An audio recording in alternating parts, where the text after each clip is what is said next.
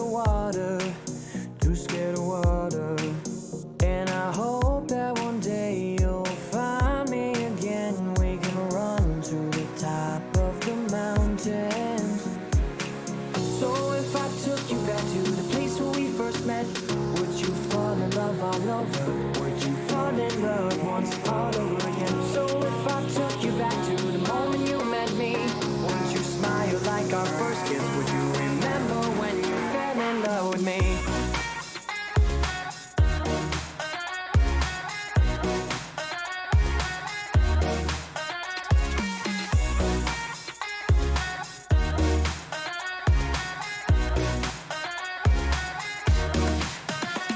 Just give me a hand and we'll run far from here, away from curfews you have and all those things you hold dear. It would be stupid to throw it away, so let's get out on this boat and stop your crying for days. I wanna see the sea, but amazingly I'm too scared of water, too scared of water. And I hope that one day you'll find me again. We can run to the top of the mountains. So if I took you back to the place where we first met, would you fall in love all over? Would you fall in love once all over again? So if I took you back to the moment you met me, would you smile like our first kiss? Would you remember when you fell in love with me?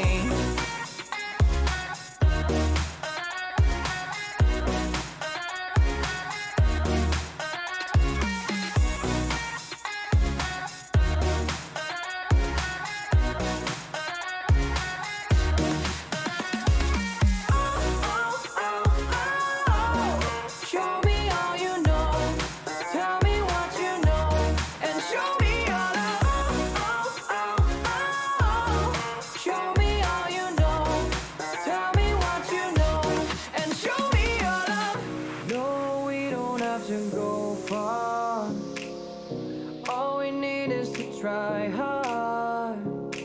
No, we don't need to be clear. We need our best thoughts held dear. We need escape from here. So if I took you back to the place where we first met, would you fall in love all over? Would you fall in love once all over again? So if I took you back to the moment you met me, would you smile like our first kiss? Would you remember when you fell in love with me? Show me all you know. Tell me what you know, and show me your love.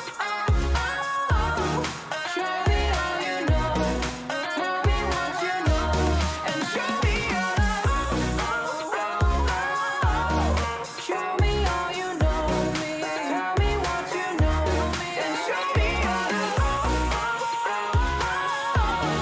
Show me all you know. Tell me what you know, and show me your love.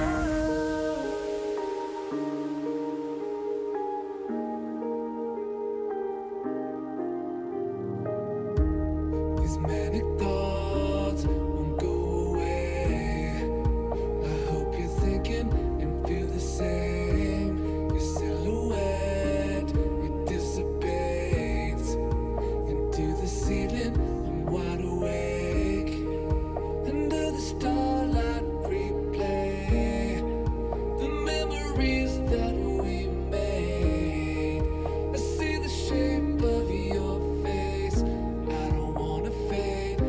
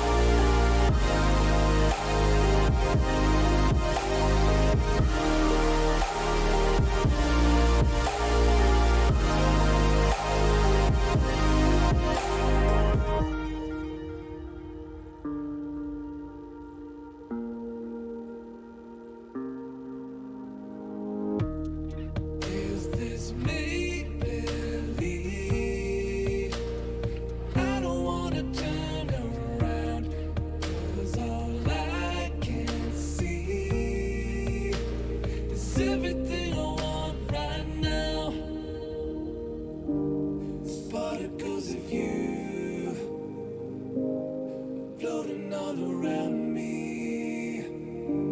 It's particles of you are here to remind me.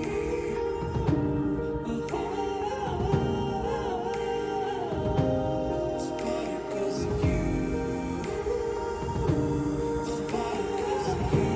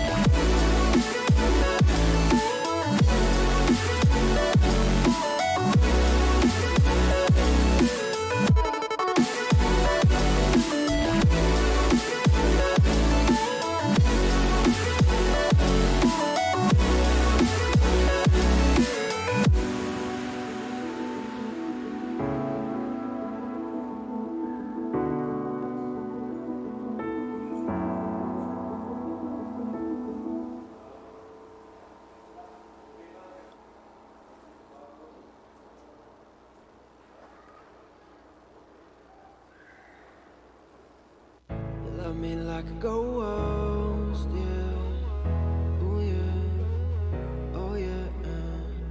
Love me like a ghost, yeah. Ooh, yeah. Just hold on, baby. I'm looking for you lately. It's been a little crazy, but maybe that's okay. Beauty like the sunrise, eyes like the moonlight. Hold my hand, it's alright, yeah. Love me like a ghost. With you, I get chills. Ooh, I love the thrill, oh yeah. Love me like a ghost. Never let me go. Walking through these walls, oh yeah. Love me like a ghost. With you, I get chills. Ooh, I love the thrill, oh yeah. Love me like a ghost. Walking through these walls. Never let me go.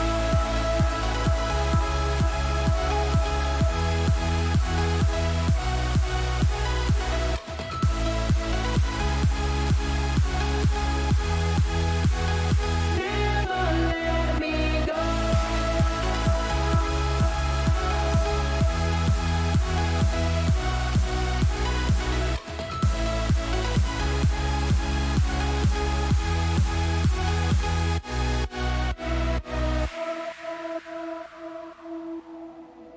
Please don't close your eyes tonight.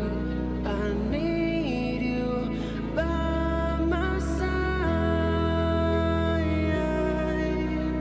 Just hold on, baby. I'm looking for you lately. It's been a little crazy, but maybe that's okay. Beauty like the sunrise, eyes like the moonlight. Hold my hand, it's alright, yeah. Love me like a ghost. With you, I get chills. Ooh, I love the thrill, oh yeah. Love me like a ghost. Never let me go.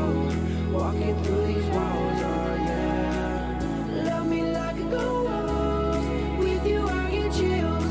Ooh, I love the thrill, oh yeah. Love me like a ghost. Walking through these walls. Never let me go.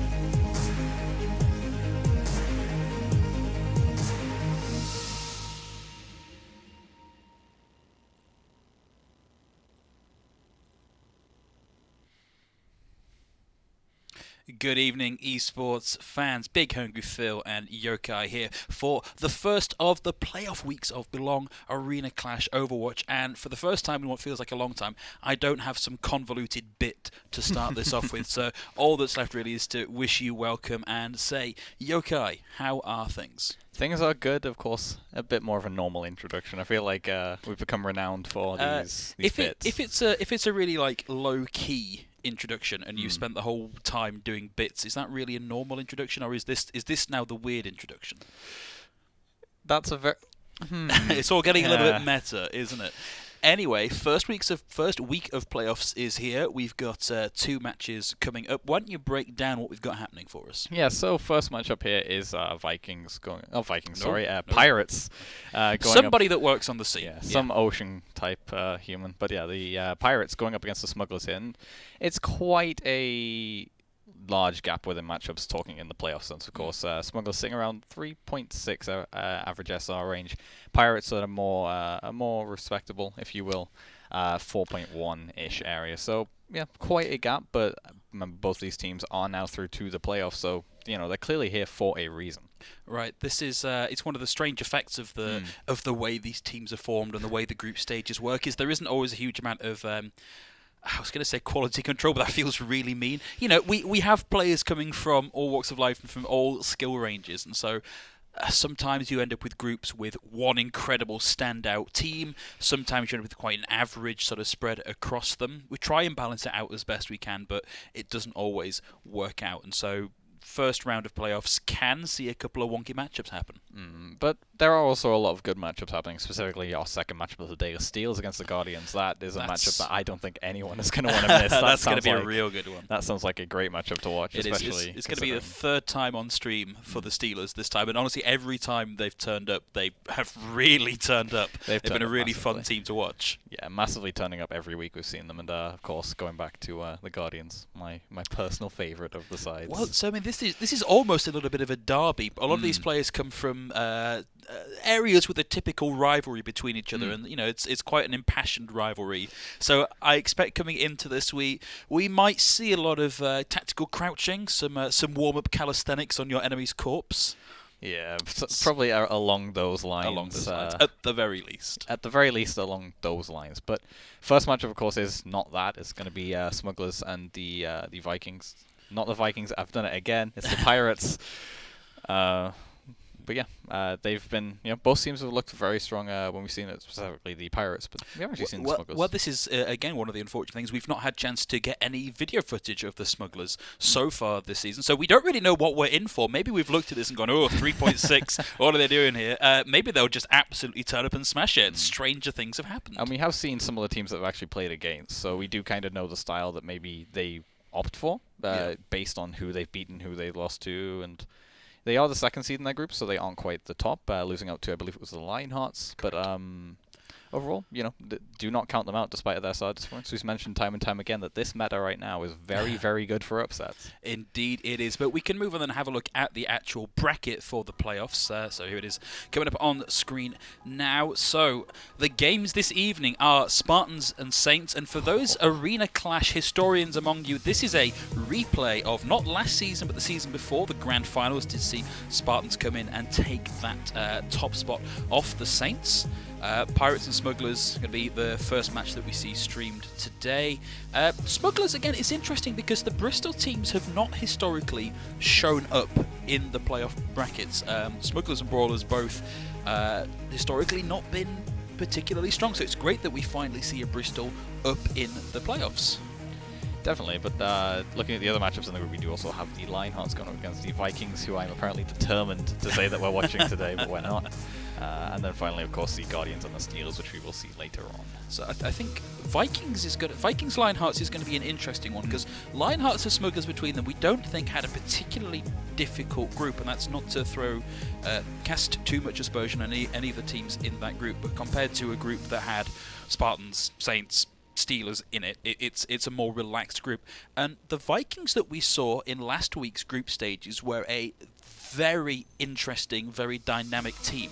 So I'm kind of interested to see how that match works out, and maybe we'll bring you an update on how that went after the halfway marker.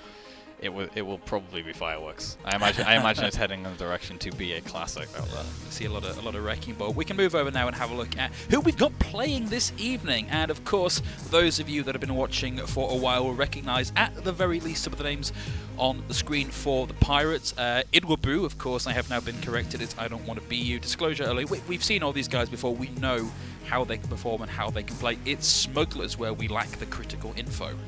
And that's maybe not just for the Smugglers here, but in general throughout these playoffs brackets, if a team hasn't been streamed, it could be advantageous to them because they have footage on the enemy team. The enemy team is not going to have footage on them, so they can maybe pull out these, one-off strategies, pull out these tactics that they just won't be ready for, and it's going to force the Pirates into something that we actually mentioned last week that they weren't very good at, and that's adapting. Indeed, and of course, there is a little bit of a rock paper scissors thing going on, particularly with DPS picks in the minute, sort of picking around Reaper, Doomfist, May, Pharah, and occasionally McCree, very occasionally, just to try and counter the Pharah. And so this is almost like one of these things where the fight in that first matchup is decided in spawn based on who picks what.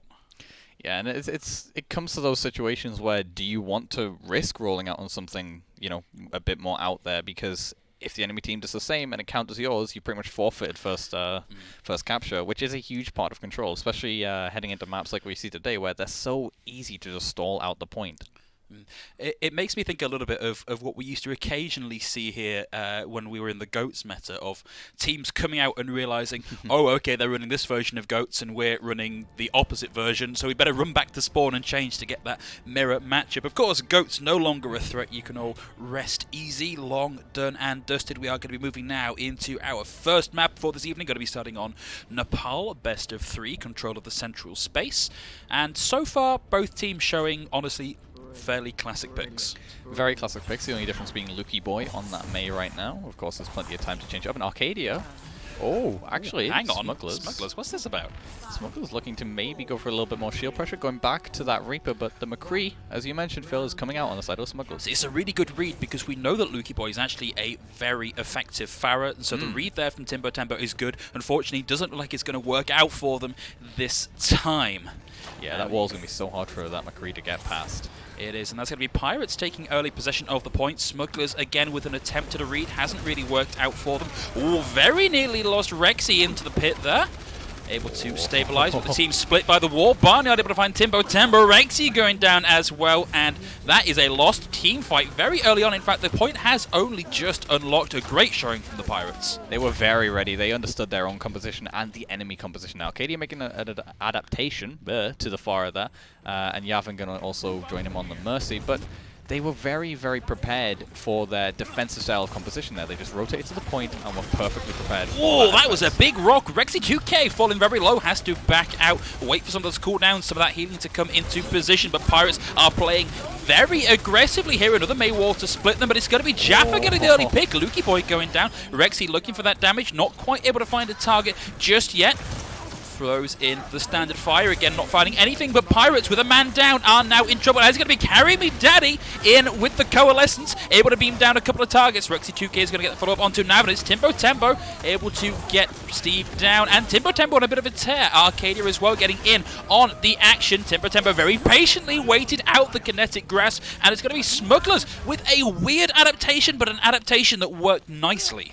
And this is the types of thing I'm expecting we're going to see once the new patch comes through on the PTR, where the shields are completely nerfed almost to oblivion. They're so much weaker. Shielding, what shielding? Shielding, exactly, what shielding. But now, they are sitting on a few ultimates coming up soon. They have Timbuk Tembo on that Hanzo, nearly has the Dragon Strike. Arcadia nearing that barrage as well, barraging all those rockets down onto the side of the Pirates. But they are going to have the flux of their own here. Barnyard has it. A little bit of a halt there to pull 2 into the range. Isn't able to find a kill, but able to get in over the top. Right from the top line, throws in the primary fire, and now it's Steve with the Coalescence. They flip that point back over. Disclosure gets one of the displays, and it's the poor mercy of Yavin trying to keep things alive. Arcadia will find I Don't Want to Be You on the back end, but is now in trouble, able to get out and keep themselves alive. A nice attempt at a rock into the sky from Barnyard. Fails to connect, but Barnyard takes a huge amount of damage, has to block. Whoa! Right into the waiting Dragon Strike. They just got out of the way of that, but they have lost Lukey Boy in that fight. Barnyard struggling to keep themselves up in the fight, and that's going to be Carry Daddy with the damage orb, taking Barnyard out. Now, Smugglers have the numbers advantage, can afford to get in and throw out at least one ultimate here to secure the point, flip back over again. Nav now has the Supercharger online, managing to get Timbo out, but they can't control all that space. Arcadia able to get in with the rockets and take them down. No need to even use the ultimate here. Really nicely played from Smugglers. We are going to see Lukey Boy trying to get a few more percentage, getting very close to 91, well, getting close to 99%. That's going to be one fight territory for Pirates now. But the Smugglers do have 5 ultimates. They only used 1 in that fight. The Pirates also used that Death Blossom in that fight. I think Arcadia actually cancelled that from I Don't Want to Be You. But Pirates are not out yet. Like you mentioned, they're at 97%, 1 fight territory. They only have to win that single fight, so they can stack these ultimates and get the ultimates out of the Smugglers. Positioning from Arcadia here is going to be absolutely key. This barrage needs to get at least 2 picks, really, to ensure that you can only use that one ultimate in the fight. Nav's going to come in with an aggressive Supercharger. Steve's going to get Arcadia. No barrage online, and with the Supercharger down, well, not even going to need it, because Lukey Boy with the Blizzard is going to help secure 2. Nav still looking for targets with the Holt. Oh, and Jaffa just get bibbity-bobbity boot all over the place, and that's going to be a point flip for Pirates. Valiant effort from the Smugglers, but as the overtime wick ticks down, do you know what? Sometimes if you've got to use it, that kill at the end is going to be worth something. Going to be worth a bit of morale value, I think. Exactly. But the Smugglers, we mentioned that the Pirates had, you know, a time advantage, if you will, there. They could have waited, they could have backed off, they could have baited out those ultimates, but instead they just decided to go all in then and there. The Smugglers were likely not expecting it, and I sure as hell wasn't expecting it either. So, you know, if we can't see it happening and we have all of these check marks on our screen, then how on earth are the Smugglers going to anticipate that? Well, quite. It certainly helps to have all of this, this additional sustenance. Smugglers sticking with the Farah pick here. I don't think it's a map that particularly favours the Farah, though. It's hard to get anything done on the point. I feel like, actually, if they can get the point first, if they, you know, they have that extra... Ooh, actually... Okay, Yavin. Yeah, that was a strange one there. I did think for a second we were genuinely going to see the Brig, but no, going to get that Mercy Pocket into position. Will allow a little bit of early damage in. You can see that ult charge ticking up just a little bit. Arcadia now at 25% and climbing. He had to be catching them in the rotation now, and now he loses all of that value straight away. So the Pirates just need to sit pretty on this point. They not really anything to force them out either. Exactly, and of course with the double shielding, you can just basically block off that entrance both sides, and it means that the Farah no longer gets any value. In fact, they just took that pretty much uncontested. Smugglers not getting into the point at all. Nice Holt groups them all together, but there's no follow-up damage. And the answering Holt coming out from Nav on the Pirates, again, not any follow-up damage, but Smugglers not really in a position here to do... Whoa! No, I take it back, because Arcadia's going to find Steve, and with the Coalescence now online from Carry Me Daddy, that is an opening for the Smugglers if they can take advantage of it, but it's so difficult for them to get in onto the back of that, and now the sound barrier out from Disclosure is going to help Lukey Boy and Nav get the kills, and it was a long, drawn-out fight for the Smugglers, but it's not going to go in their favour. I wasn't sure about Disclosure's beat there at first, but it turned out to be the right call. They caught Steve napping, did the Smugglers. Arcadia on the flank, wasn't really expecting the Farah to be there, but the Pirates adapted. They knew they could sustain with that sound barrier, and they kept it alive. And now Steve has a Coalescence of his own. Nav nearly gets caught in the choke, but Nav getting a little bit too aggressive there, caught out, but luckily Steve there to keep them alive. Arcadia still looking for somewhere to stick this barrage, but the angles they've got to play are so tricky. And this is why I don't think he should have really stayed past that first fight. He does obviously have a barrage, but how is he going to use this when they're enclosed? He's going to get a shield in the face, but Jaffa able to find Steve once again to open up the fight. Suggests Steve might be playing a little bit too aggressively. Timbo able to find Nav. Barnyard taking a lot of damage, and this is looking good for the Smugglers. Lukey Boy will have the Blizzard here, but there aren't that many of the Pirates there to support them through this, and that's going to be Lukey Boy down as well. Smugglers are going to flip that point back over, but 70... Well, actually, it's still being contested. Disclosure doing a lot to buy a few extra percentage there, but that's, again, pretty much one fight territory for Pirates. And Smugglers just seem to be turning on a bit too late. Their ult economy throughout the maps has been fantastic so far. Again, only using one ultimate to win out the fight, but the Pirates are still pretty much matching it. And when they are losing fights, they're making sure to not invest too late. Well, and also we're seeing some really passive positioning coming out from Arcadia, and Steve with the Coalescence! Oh, Barnyard knew exactly how to respond to that. Arcadia held that for so long, and it did so little. The point flips back over. The Blizzard goes on to the point. Carry Me Daddy trying valiantly to keep it alive, but there is too much damage and sustain coming out Beat. from and for the Pirates. The beat there as well to help them keep in the fight. And as we roll up past 90%, Smugglers unlikely to get themselves back in this fight. And Arcadia staggered out at the back end. That's pretty much over and done with. Rexy tried to make the swap to the Wrecking Ball, but it's not going to happen. And it feels like they just put too much faith into that Pharah pick. Like we say so many times, too many eggs in that one basket.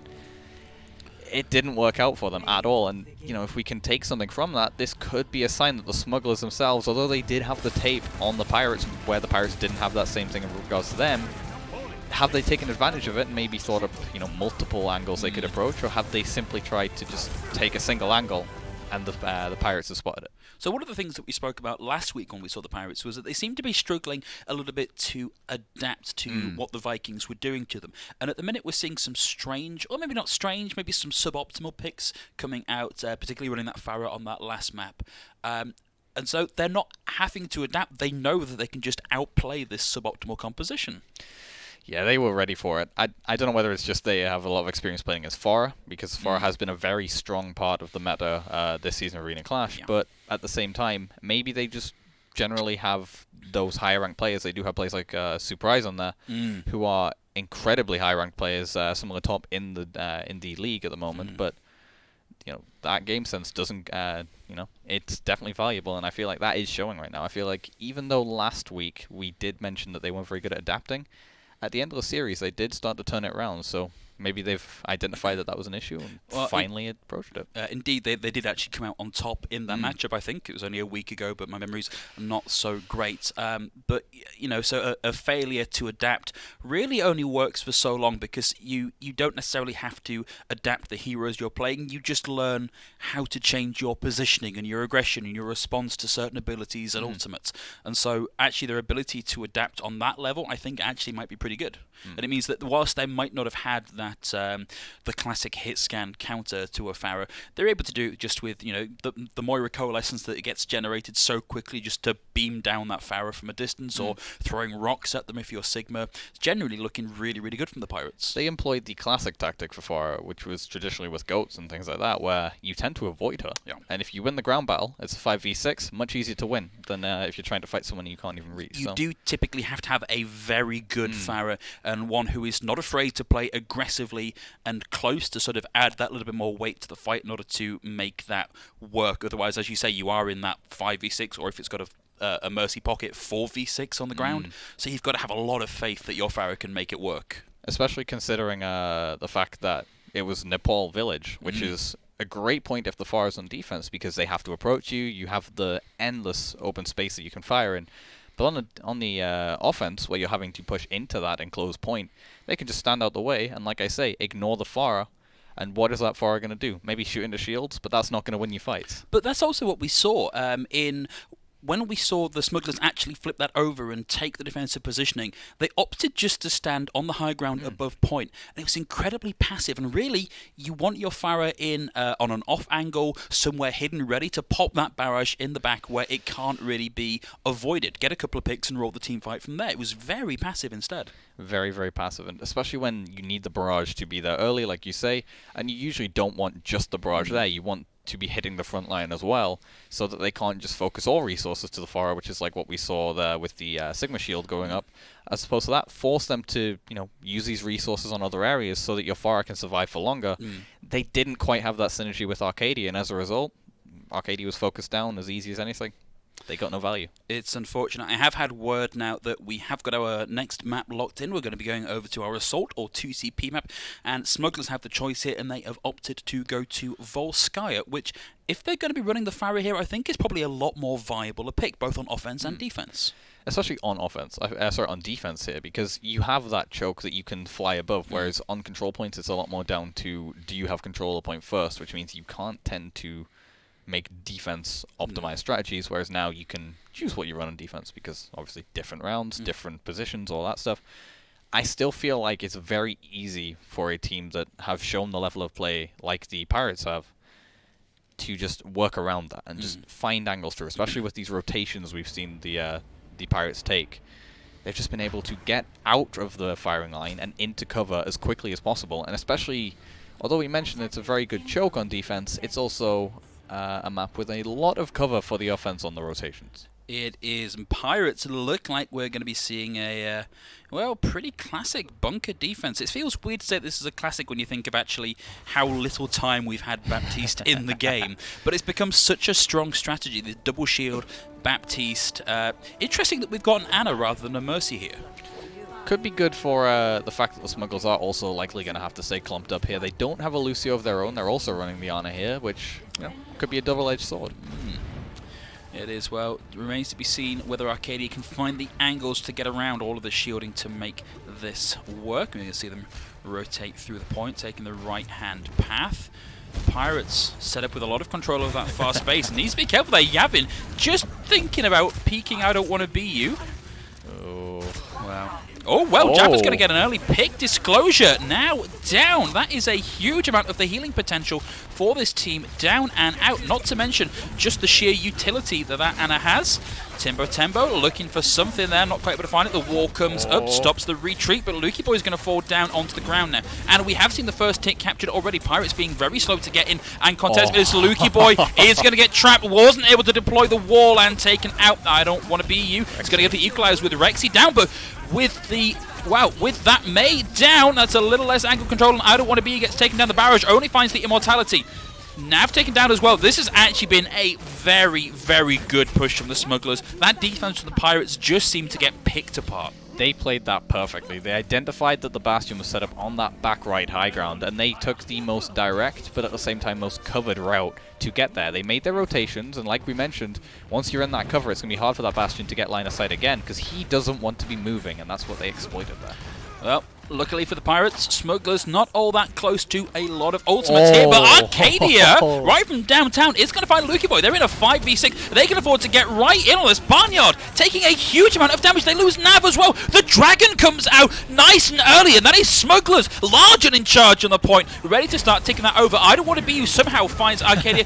Jaffa now looking to try and get, well, he's got a Tracer on point just to try and stall this out. It is speed heroes now for Pirates to try and stem the bleeding, but Smugglers have too much at their disposal, and with the Valkyrie online here as well, keep everybody topped up through whatever comes back. We're about to see 2 ticks gained now for the Smugglers. Jaffa about to get that ultimate online also, but Arcadia able to find Nav. Rexy 2K about to get the supercharger here as well. This has been played so well by the Smugglers. Out comes that supercharger. And we've got the Gravitic Flux able to lift them up. Doesn't find a kill, does a lot of damage, but there's Steve in the back able to keep them up, but they get off it. And Smugglers coming in with a massive time bank. 4 minutes and 38 seconds. Huge, huge time bank coming in there. Yeah, that was, when you look at the showing that we saw from the Smugglers on that first round, compared to what we've just seen here, honestly, that's kind of crazy, the turnaround we've seen. That was, wow. It felt like it was just done like that, just as quick as you like, really. But regardless, we now have to see that the Pirates can match that, because the Smugglers just picked that apart so well.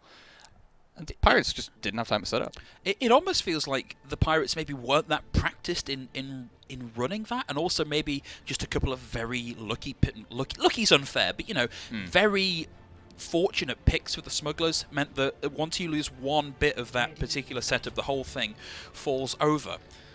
I do think that one thing that Smugglers have done a lot better than they did on Nepal is the fact that they're finally committing to Arcadia on this Pharah. They finally put a lot more resources into that being what they want to work around. Whereas, you know, on Nepal they felt a bit, you know, they were second guessing this pick, that they weren't sure if it was going to work. But now they've identified that it could well work, and they are rolling with it. They are, you know, rather than playing with a team of 5 and then the Pharah, they're putting the Pharah within that 6, and they're adapting to how they want to be playing with that Pharah, how they want to be playing with that burst damage.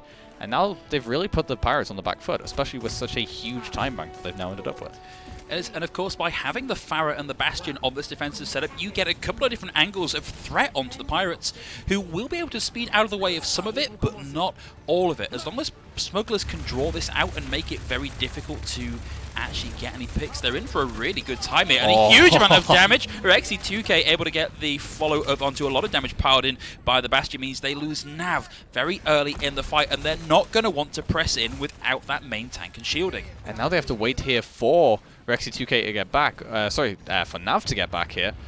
which they have to get that immobile Orisa back to the team, which means they're going to have this window where they can focus her down before she can get there. Oh, and now again took a huge amount of damage. Timbo Tembo knew exactly where they were going to be going, and now the rotation is on because Pirates are all together and they are going to want to be aggressing onto this static defense. But of course, they still have to worry about Arcadia, who is only halfway to the barrage for now, but as Pirates look to make this rotation onto the Smugglers, can just free fire into them and cause a world of pain. When is Farah the most dangerous? When the team is on a rotation. And what are the Pirates doing right now? They're trying to rotate. Well, they've split the team with a concussive blast there, and Timber Temper's going to find Nav. Arcadia now on the hunt for those leftovers. Manages to dodge the rock, a bit of nimble wing work there at the back. The concussive blast to get out of the range of fire of Lukey Boy on the maze. Smugglers holding on, not giving anything over just yet. Again, they know that the Pirates are going to have to rotate to them, so what do? They bait them on the right side, rotate to the left side, and that's going to give Arcadia such a wide sightline they can push into. He has the barrage online nearly, and Timbo Tembo also has that configuration tank as well. Not sitting too far away from that supercharger either, and we've spoke countless times about how important that can be. And the Pirates have nothing on their side. Well, they're about to get the Coalescence, which is good for forcing a rotation, but securing a kill with the sheer volume of healing that the Pirates have available to them is going to be difficult. The Pirates now going for the opposite rotation. The Concussive Blast now out from Arcadia, looking to try and separate the team. Doesn't maybe cause too much trouble, but Arcadia is about to get that barrage online. Takes a bit of damage from Lukey Boy. Concussive Blast out of the way. He knows exactly where they are. They are all penned up in that little room. And I don't want to be you caught out. Has to use the Wraith form to get out of the range of some of that damage. Arcadia takes a little bit of damage as well, but Rexy 2K is going to find Nav very early in the fight. Steve able to focus down, carry me. Daddy, Lukey Boy is going to get Yavin now. Is he Yavin? Up to Yavin on his entirety to keep them alive in the fight. Timbo Tembo with the configuration tank form. Looking to find Steve. That slender target taken down. Lukey Boy down too. The Blizzard comes out, but it's just going to be Barnyard left alive on the point, and there's not a lot you can do in the face of a Bastion. We're laughing, but the Pirates have just committed eco-suicide there. Lukey Boy using that Blizzard when he was all alone. The Smugglers did invest a fair few of their own, and Yavin's going to go down as well. I was about to say that was really clever from Timbo Tembo, opting just to give it some point progress in order to regroup with the team, and this is so unfortunate for the Smugglers because they were looking so good there, but they have burned a huge amount of time off the clock. In fact, Smugglers... Pirates cannot now match this time bank. They're already a minute down. Which may not sound like a lot, but in Overwatch, every second matters. Disclosure has now built up to that beat though, and Barnyard is not too far away from the flux, so they do have a good chance to snowball this and at least save this time bank round, but it's going to be tough with the Smugglers eco. You know, I'd love to see this barrage in through the amplification matrix. We're not... Well, actually, it did count for some of that as well.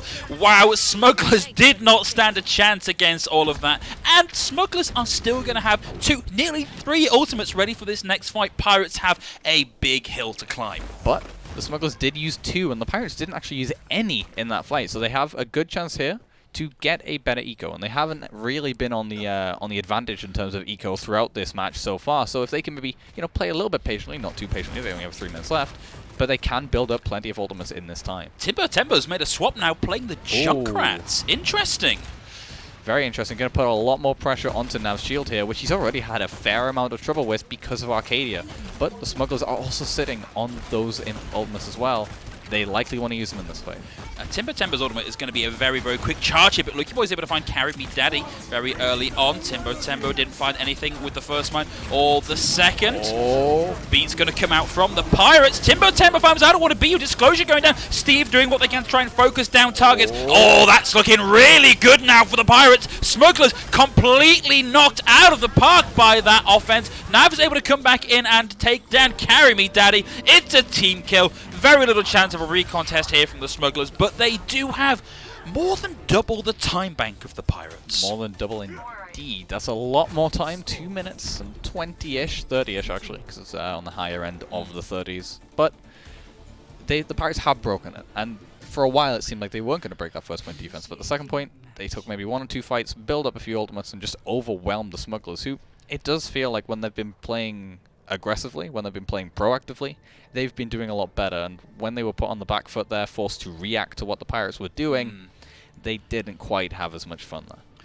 It's unfortunate. It makes me wonder, really, if that swap from Timbo, when you lose that big single point of damage from the Bastion and you have that slightly more mobile, slightly more utilitarian Junkrat, if you lose a bit of the pressure, and it means the Pirates can just come straight in on top of you. You did see the advantage of having the Junkrat there.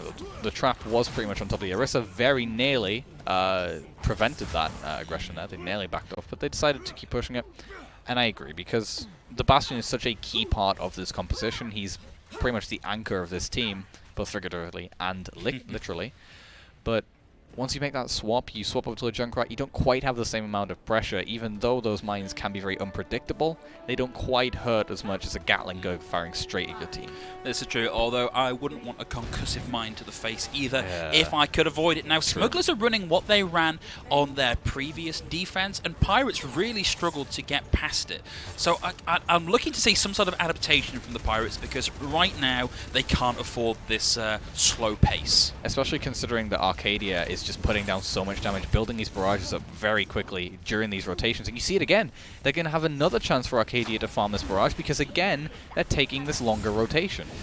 Well, they have now taken possession of the point, but with a boosted Farah in the back line, that's going to take your main support down very, very quickly. Timbo playing at a slightly weird angle there, not able to pressure down the point, and Barnyard is going to take down Arcadia. Now, this is going to be a lot harder for the Smugglers, who are so far not looking to make any changes to get down onto point to actually stop this happening. They've pretty much given over this point to the Pirates now.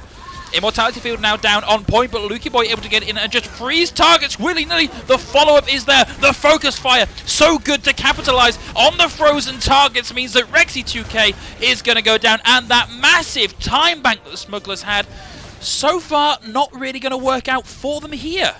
The important part is, though, the Pirates don't get anything on the board, but Timbo again going back to this Junkrat. The only hope really is that he's going to get that damage through that amplification matrix that Yavin now has online, but the Smugglers have to get set up first, and they have to get this barrage online. Indeed, Nav takes a lot of damage on the way in, and they're slow to focus him in, but he's able to pile in a lot of damage into the waiting head hitbox of Rexy 2K. Immortality Field on and now down. Yavin, I don't want to be you in that time. Nav thrown up into the air like a ball, but Lukey Boy able to get Timbo whilst that's happening. Arcadia, low health, has the barrage, but it's going to be forced out from that rotation. 30 health, the barrage from the backline only finds Lukey Boy before the shield hits him in the face and causes a death of rockets to your own face. And now Timbo with the Tracer looking to keep things alive, and Carry Me Daddy on the Mercy still has the Valkyrie. A bit of extra healing, a bit of extra damage as well. Nav's going to find Rexy 2K once again. The equalizer there for Timbo, dashing around on the Tracer, looking to find picks.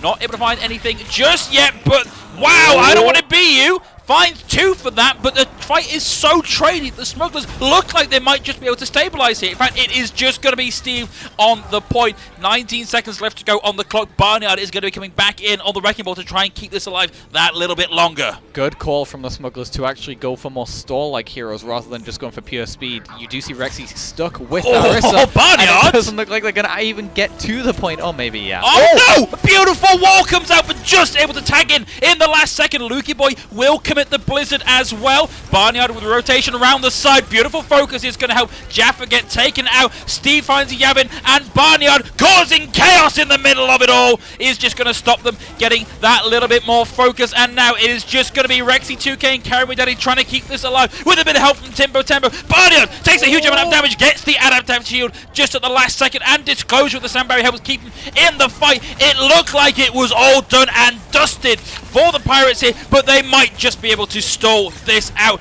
The May with the wall there just to bring a little bit more time for people to get back onto the point, but Timbo, Jaffa, Yavin, Arcadia all down. Smugglers, no one left alive on the point. Pirates get that first tick, but Gresha from Barnyard able to stop the recon test coming in, and I don't want to be you camping spawn as well. And now the Wrecking Ball from Rexy 2K frozen out, deleted from the point, and the last second dashed from Barnyard to stop the recon test. So they cap with no time left in the time bank. Smugglers, if they play this right, do have a chance at getting in with some time left in the tank. And that would, of course, guarantee them at least a draw on this map, but right now they are playing the uphill battle. They have to now capture both points to even be in with a chance of winning this map. And I feel like towards the end there, you saw Disclosure get the beat online. Without that, the Pirates were going to be in a world of hurt. But they were able to get that online. They kept their full team alive throughout that fight, which is very hard to do when the Smugglers are coming back to the point. And they had the sustain to keep it going, which at the end of 2CP is very hard to do. Really is. But again, 4 minutes 38 seconds left on the clock now for the Smugglers. Pirates have to do better than they did last time. This Bastion defense, the way they ran it just didn't work. It felt like they were too disconnected. They didn't know what their objectives were, and so Smugglers were just able to pick it apart. Especially considering they weren't even aware of probably their own weakness, which was that rotation there. They pretty much neglected the fact of that rotation actually happening, and then were caught out by the fact it was going to happen, which, as much as the Pirates have had some very good performances this season, if they keep on neglecting their weakness like that and just feel like they can win it out anyway, that's going to be a very, very bad situation for them to do that. But on the offense here, Timber Tembo running a bit of a Sombra. Do we think this is a scouting pick, or are we actually going to see the Sombra committed into play here? Probably more of a scout, although I wouldn't be surprised because Sombra can be very strong when you can, hack that Bastion out of that stationary form. Although, nope, does look like he's going back to spawn to... I did wonder why he was running back to the translocator rather than just TPing in. So instead of the Sombra, though. So, again, not really running the standard here. They also have Yavin on the Ana as well, so if they can get in behind this shield and they can force them... Oh, that's a great boop as well. Knocked a lot of them off the high ground. Just a little bit better positioning, and that would have worked out really, really well.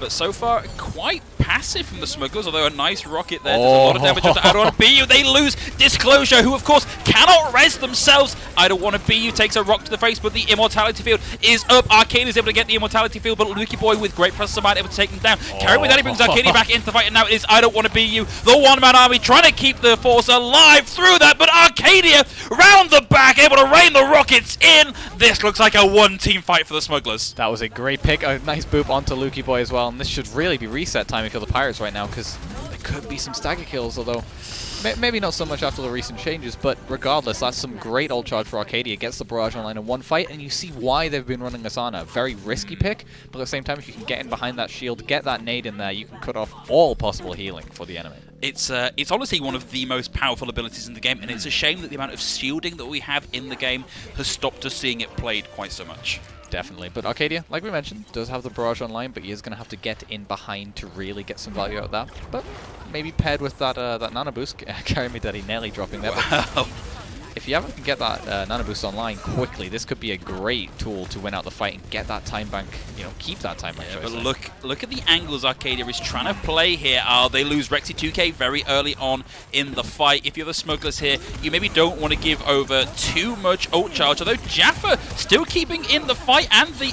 Wow, we saw the nano boost go in there as well. Arcadia throws in the barrage as well into a lost team fight. I'm really surprised by that on both counts. That was a very strange set of ultimates. Especially considering that throughout this entire series we've been saying how good.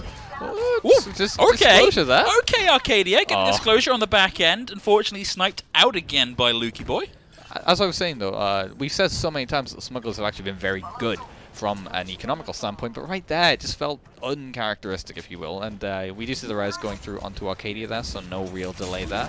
But they are now going to have to approach here, and with I Don't Want to Be You very close to that Death Blossom, it's going to be tough for them to really get through this choke. It is, but we've got the potential here for a combo of the Dragon on the Flux, which is maybe not the easiest combo to pull off, but that's potentially a team wipe. Well, out comes the Dragon straight off right down the middle. Rexy 2K advancing in under it, and a big nade as well is going to secure the kill onto Barnyard, but Rexy 2K focused down by Steve with the Coalescence. Timbo Tembo now looking for picks, has those big tree trunky arrows, but they're not going to do that much good against the Hellfire Shotgun, jammed right up where the sun does not shine. Steve finds Yavin as well, and that is another lost fight for the Smugglers with 2 ults thrown at it.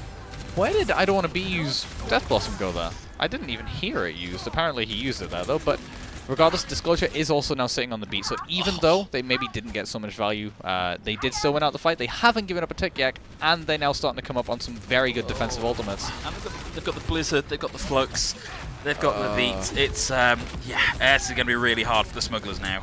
Arcadia getting close on that second barrage, though.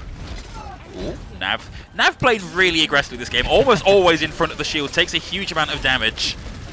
He's playing as if it's the new patch, isn't he? Really is. Timbo Tembo's made the swap again onto the Junkrat, and I just don't think it's been working. It needs to be a lot quicker at getting that ult if they really want it to start doing some good, because the Pirates are getting close to 5 ultimates now. Barnyard gets stunned, but has the Grenadier Flux into a nice hole, and Steve with the Coalescence just to finish them off.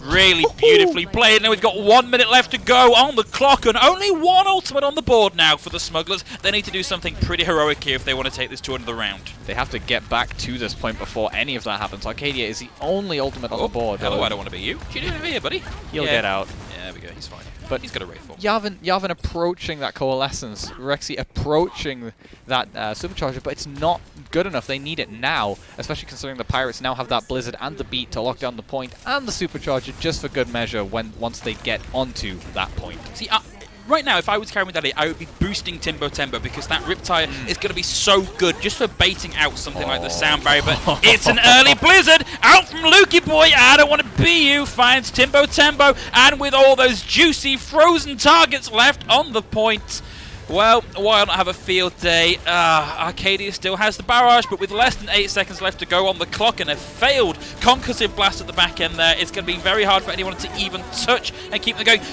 Carry me, Daddy, trying valiantly to get on the point, but just not quick enough.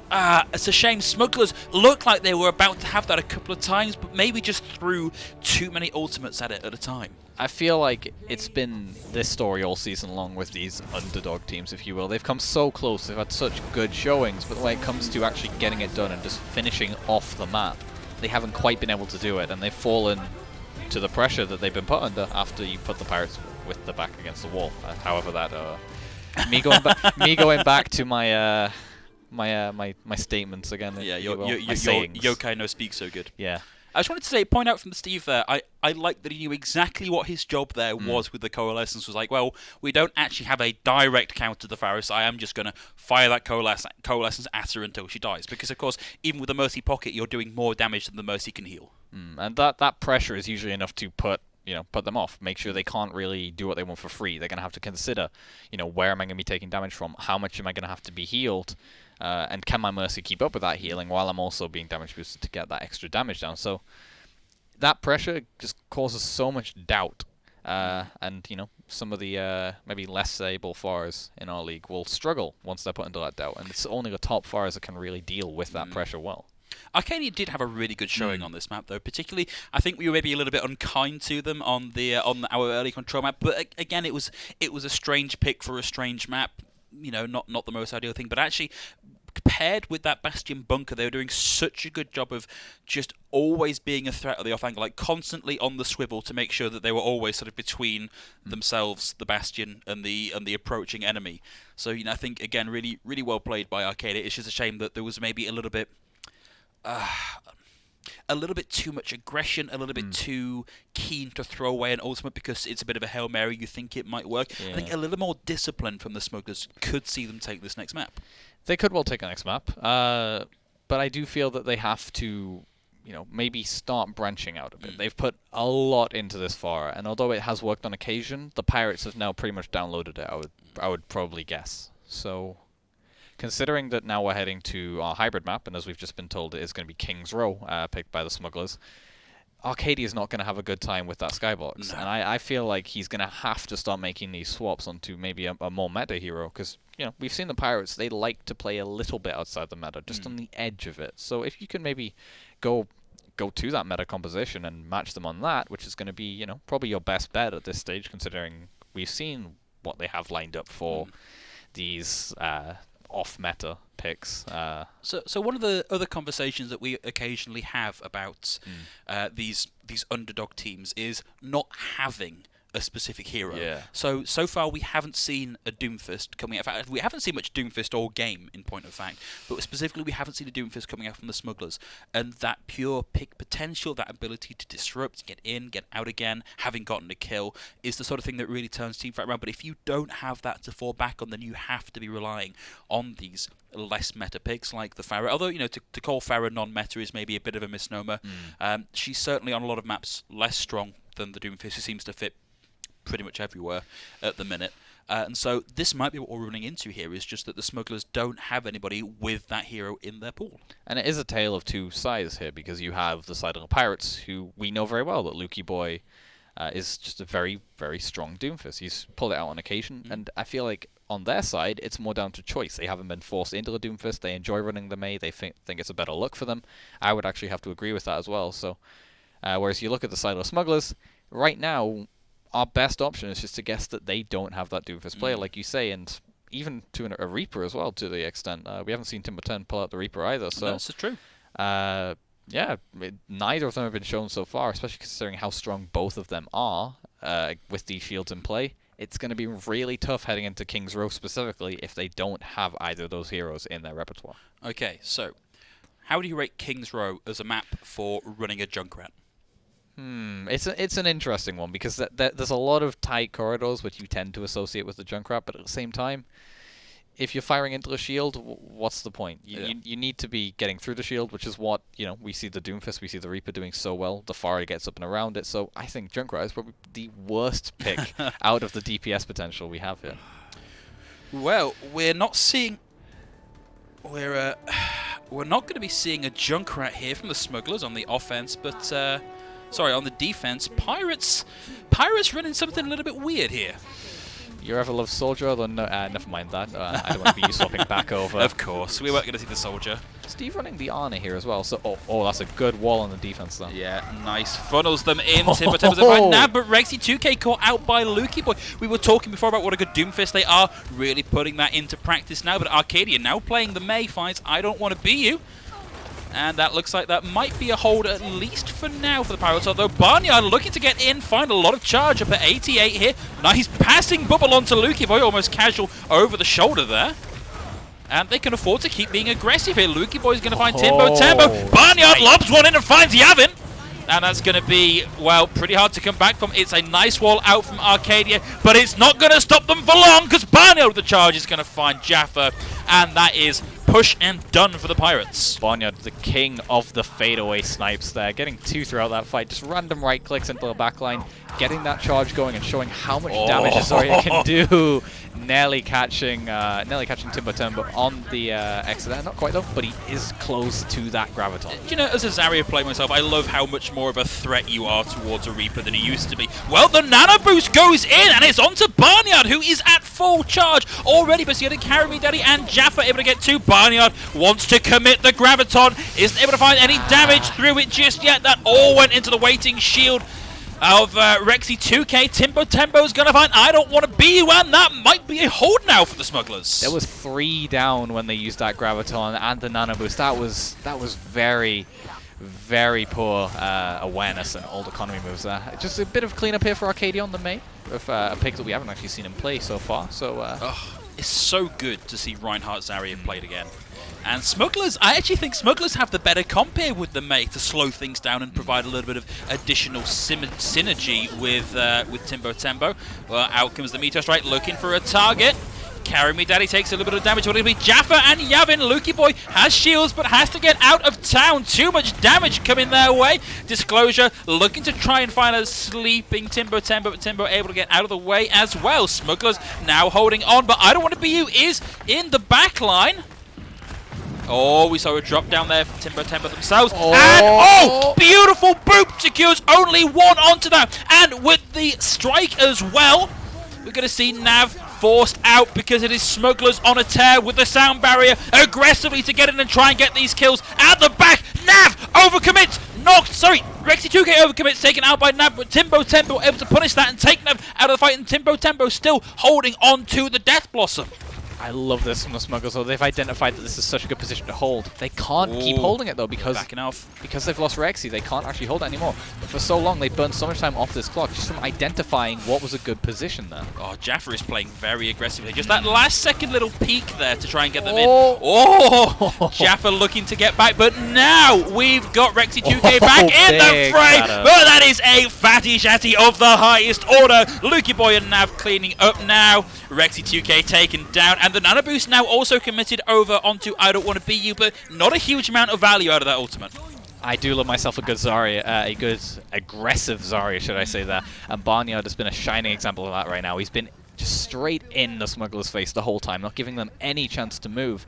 And he has this Graviton Surge. And is he looking to drop this one from above before they can get there? Possibly, but also we've got I Don't Want to Be You in Disclosure up in the back. Oh, Barnyard having to get out of trouble there. Out comes the Graviton Surge. Timbo Tembo with the Death Blossom will find Steve. Jaffa still on high energy with a grab of their own. Timbo Tembo doesn't need a lot of help. He's going to find two, but I Don't Want to Be You also going to find two. Pops the Death Blossom. It would help focus down the shield. Barnyard gets the kill. Lukey Boy with the cleanup, and that's going to be point number 2 cap. But this is looking better from the Smugglers. They held a lot of time off that Streets phase. This is also looking a lot worse for the Pirates. They are investing very interesting ultimates right now and really playing this in a surprising and weird way. But they do have a few ultimates still on the table. They have the Sound Barrier. They're approaching that Earth Shatter as well. And we have seen Nav get a lot of value from it so far. And of course, those nades are really fantastic because it denies so much value. And wow, I mean, Smugglers just on the back of that nade completely fell apart. That's a team kill, and that's going to be really hard to come back from as you round the last corner on the payload. And this is why you run the Ana. It is very hard to get right when you're seeing the double shields, but in this Reinhardt matchup where you're having to drop your shield to swing, they're getting so much value. Oh, that was a pin! That should not have happened, but Lukey Boy taken out by Rexy. 2K, the freeze is there. Steve goes down to Timbo Tembo. I Don't Want to Be You gets the equalizer. Now on board with Yavin, looking to try and get back into the fight, provides a lot of distraction, but Rexy 2K goes down. Doesn't matter. Timbo Tembo and Arcadia, the DPS lineup there to help clean things up. So the Smugglers, it looked like they'd smuggled their last, but they've got at least one more fight in this. The pin off the top rope there from Rexy, that was huge. That's a play of the week right there. And that's given them a great platform to work off now because they have this Coalescence online, they're approaching the beat, and they have plenty of ultimates of nearing completion, nearing 100%. The Pirates don't have anything to work with right now, aside from maybe Barnyard's Graviton,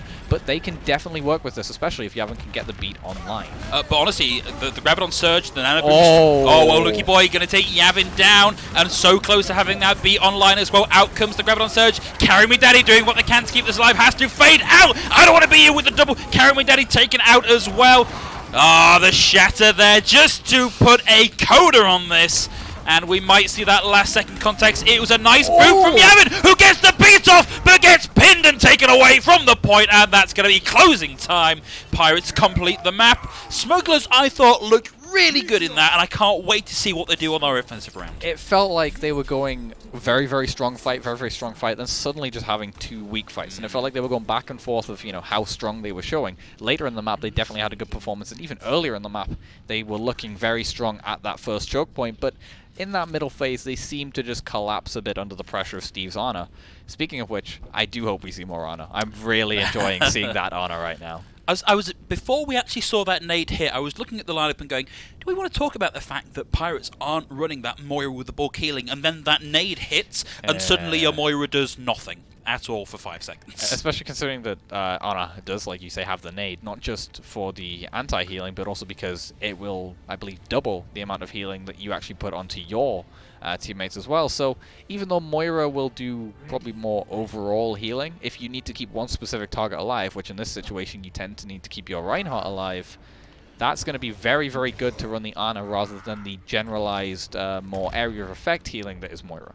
And of course, the other added synergy there is, and we'll talk about this in a second, but I was going to say, having that nade for the Lucio just to double that healing and help get that sound barrier is great. But Pirates, what is this? What are you doing, and why are you doing it?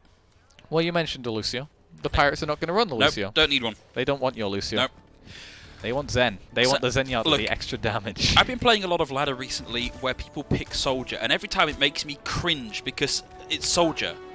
So, Lukey Boy, I'd love to know your thought process here, because Soldier is not in a good position right now. We also see I Don't Want to Be You on the Junkrat as well, which we also talked about before this map started, which it'll be interesting to see how they play this. They have them on opposite angles, so they're trying to create a bit of a crossfire here, and also look at Nav hiding under that under that statue. But it does look like maybe the Smugglers are actually going to, catch Lukey Boy out here on the flank.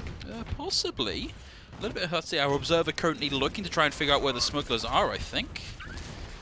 Smugglers being very slow and they're patient going up the staircase. and of course, but I Don't Want to Be You is just firing those in, but in the meantime you will see Timbo Tempo looking to get an angle as the rotation comes through up onto the high ground.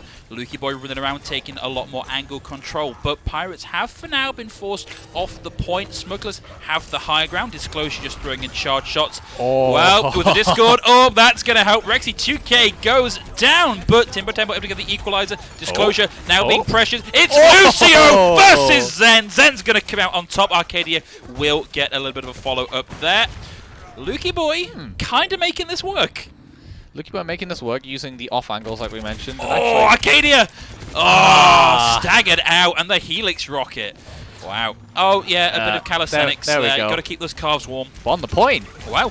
A very quick aggress in. Yavin's able to get Nav as well. The sleep, though, onto Jaffa. And in the meantime, Rexy 2K is going down without that bubble there to keep them alive. Barnyard's going to focus down Jaffa. Barnyard keeping consistently high charge here with a bit of help there. Oh, carry me, daddy. Doing what they can with the Coalescence. They have managed to secure one tick here. Lukey Boy has the tactical visor, able to find one pick with it and cause enough pressure to force them to back out. Smugglers did put them on the back foot there. They caught them out with the tactical crouching, and they very nearly capped the point of that. Oh, well, that's going to be a nano boost onto the Reinhardt. It's a classic, but the Reinhardt frozen, and sadly, too little, too late with that Transcendence, but I Don't Want to Be You gets two. Arcadia has the Blizzard, will get the kill onto Barnyard. Yavin able to find Steve here, but I Don't Want to Be You is still alive. There are three on the points as Yavin goes down, and now I Don't Want to Be You has the Riptire ready to go. They just need to get on the same page here. They're getting the picks, they're getting into these positions, but they're just separating. Feels like at the last hurdle they're falling right now. Rexy 2K does have this shadow, so prepare for mind games. Oh, fantastic. Not going to be any mind games. However, there's the Riptide. They survive it. Beautiful bubble placement. And now with the Coalescence online, with the Shatter, with the Death Blossom, with the Sound Barrier ready to go. This is absolutely Smugglers' fight to win. And there we go. Point captured. If they can keep this momentum up, they might be able to keep this rocking and rolling. And the Junkrat causing trouble on point will get taken out by the Hammer Swing. Crucially, because the Pirates are dying so late here, because they're investing, should I say, into this early hold here, sorry, into the later hold on point A, they're not going to have the chance to hold at that first choke, which is so vital for the Smugglers' attack here. They're going to get this rolling straight through point B here. I Don't Want to Be You will make the change now over onto the Doomfist. I do wonder if that was maybe a little bit of a BM pick, the Soldier and the Junkrat, although Lukey Boy still holding onto the Soldier pick. Look out for Timbo Tembo on the high ground. Will have the Death Blossom, has given himself away though. Carry Me Daddy with yet another Coalescence, and I like the aggression we're seeing here from the Smugglers. Not quite able to get the focus down onto that target on the high ground, but they've bought a huge amount of space, and I Don't Want to Be You finds Arcadia as they back their way out of it. This has suddenly become a much harder game to play against the constant movement and damage coming out, but that is a beautiful Graviton Surge, and the Reinhardt wailing away into it will generate all of that ultimate ready for the next fight as well. But Lukey Boy in the back line, tied up now, trying to deal with Arcadia. And again, this is just what it's felt like throughout this entire... He's on the flank, trying to maybe get some attention away, but in the meantime, the Smugglers are pushing this. They're winning the fight because they just don't have the same pressure on the side of the Pirates right now. Tactical Visor ready to go, though, and he's on the high ground. He gives up the high ground, and his life Jabba's able to find them there. And now with Arcadia on the side, we'll get the freeze in on the back end as well. And that is the point captured, and Smugglers have a huge war chest to play with. And something I want to go back and talk about is just this aggression that the Smugglers are showing out right now. Disclosure nearly falling, but that's just... It just shows the Smugglers are pushing so deep right now, not giving the Pirates anything to work with, and it's forced a swap from I Don't Want to Be You, who's got that pick onto Arcadia. Well, it will slow them down, but it won't stop the cart just yet until they can get in on it. I Don't Want to Be You looking for a couple more hits. They can't find them just yet. Smugglers played back around those angles. Oh, Carry Me Daddy's going to find Steve, puts themselves into line of fire of I Don't Want to Be You, but I Don't Want to Be You struggling to get anything done with this yet, and now Lukey Boy finally coming in with the tactical visor. Hasn't found anything just yet. There's a lot of shields in the way. There's a lot of natural cover. Looking to try and find the kill there onto Timbo Tembo. Doesn't find it. The Shatter out as well. And now out comes the blitz from Arcadia. Lukey Boy running back to spawn. We might see a swap there. I Don't Want to Be You. Still not quite able to connect the dots and find the kill onto the Moira. Carry Me Daddy wins that duel outright. Smugglers now closing in on that final point. They will have the sound barrier to play with. If they can stop this contest coming in, It looks like they're going to do it. No, we have got that contest coming in right on the back end. The Nanabu's coming in onto the Reinhardt. Nav will have the shatter. The shatter into the Graviton Surge. The sound barrier out from Yavin was not enough. Rexy 2K gets 1 on the back end, 2 on the back end of the fight, but it's just not going to be enough. This aggression from the Smugglers, though, it's a new look we haven't seen from them all series so far. They've just pulled it back and just came out of the gates running. And the Pirates have really been caught off guard by it. Great defense there. I don't want to be you with some great swaps over to the Widow and to the Doomfist right now, but they really need to get a defense going here if they want to keep them from capturing it.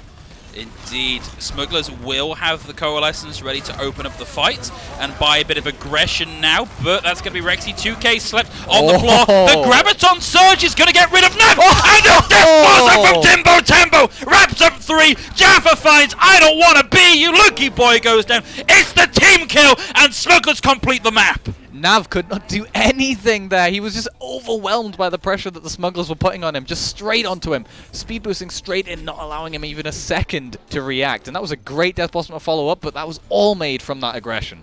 And this is an incredibly close time bank. It's 1 minute 36 up against 1 minute 59. That sort of time bank might as well not be a difference between these two teams. Took Smugglers a long time to break that point 8 defense, though. Yeah, that's something. I think that's the big difference right now. The Pirates lost a lot of their time later on in the map, whereas the Smugglers were on a roll after that first point, but just a very slow point A led to them having that weaker time bank. So, part of me wonders how much of that was Pirates making those suboptimal picks on that point that they actually lost that in the first place. I mean, Soldier Junkrat, I can't think the last time I saw that in a comp. I would also like to point out that the Pirates did give up a very early opportunity to hold here, where you can see right now where Steve is there, for them to, have probably the best point in the game to hold.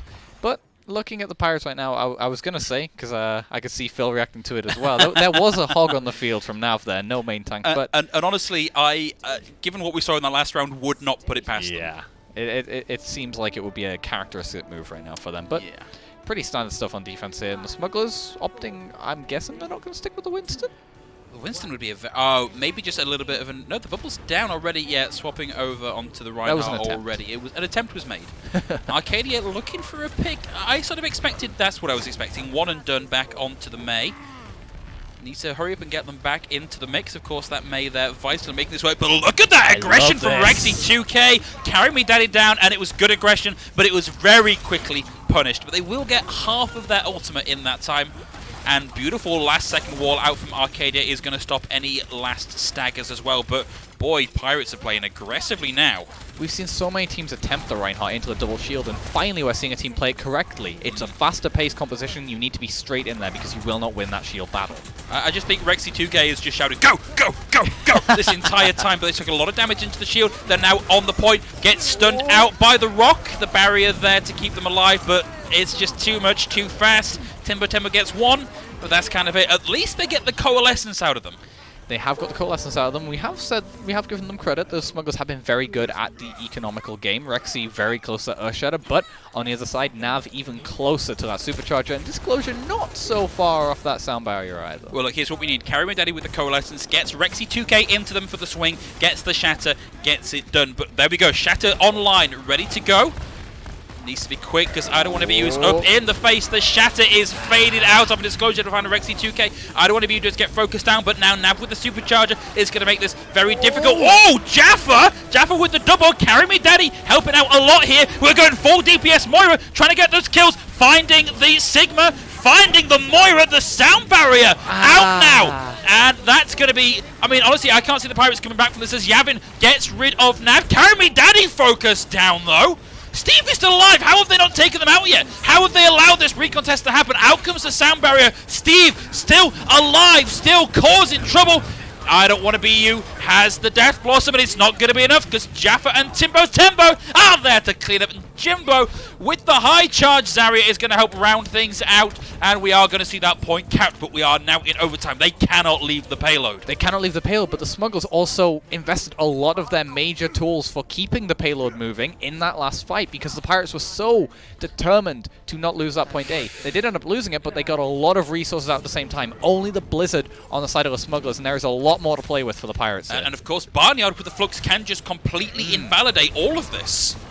just lift them straight off the point. In fact, out it comes. There's the Flux, but luckily it only got one. And the Blizzard there as well thrown in to try and keep this going. The Meteor Strike out from Lukey Boy. Won't find anything, but Rexy2K trades out with Nav. And this is looking like it might be a hold here for the Pirates. It's a very difficult choke to cover. Lukey Boy doing a lot of damage. Jaffa going to go down as well. Carry Me Daddy with the Hail Mary Coalescence. Looking for a target. Trying to keep people alive. Can't quite manage it, but the freeze there. We'll see. I Don't Want to Be You taken down. Arcadia can do a lot to stall out this team fight if they can keep it going just that little bit longer. But Carry Me Daddy down. Timbo able to get Lukey Boy though. They are still in control of the payload. The sound barrier now as well. The payload is inching inexorably forward. They are somehow grinding out this team fight. Nav's going to find Yevon, but punished immediately. How have they done it? Smugglers keep pushing the payload through.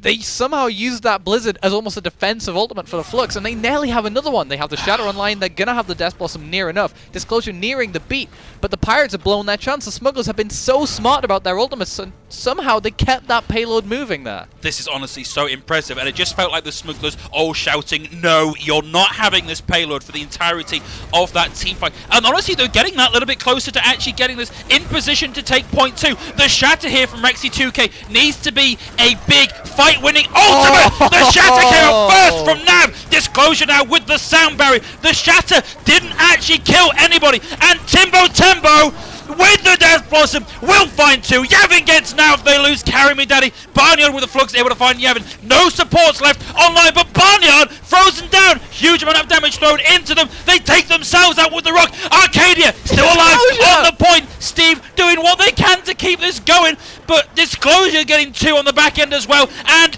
it was a valiant effort there from Arcadia. Wow, Lukey Boy coming in as well, and do you know what? How they kept that going that long, I have no idea. That stall from Arcadia at the last few seconds was genuinely phenomenal. I was about to scream for that Shatter from Rexy, because if he'd have stayed on the point, that would have been huge.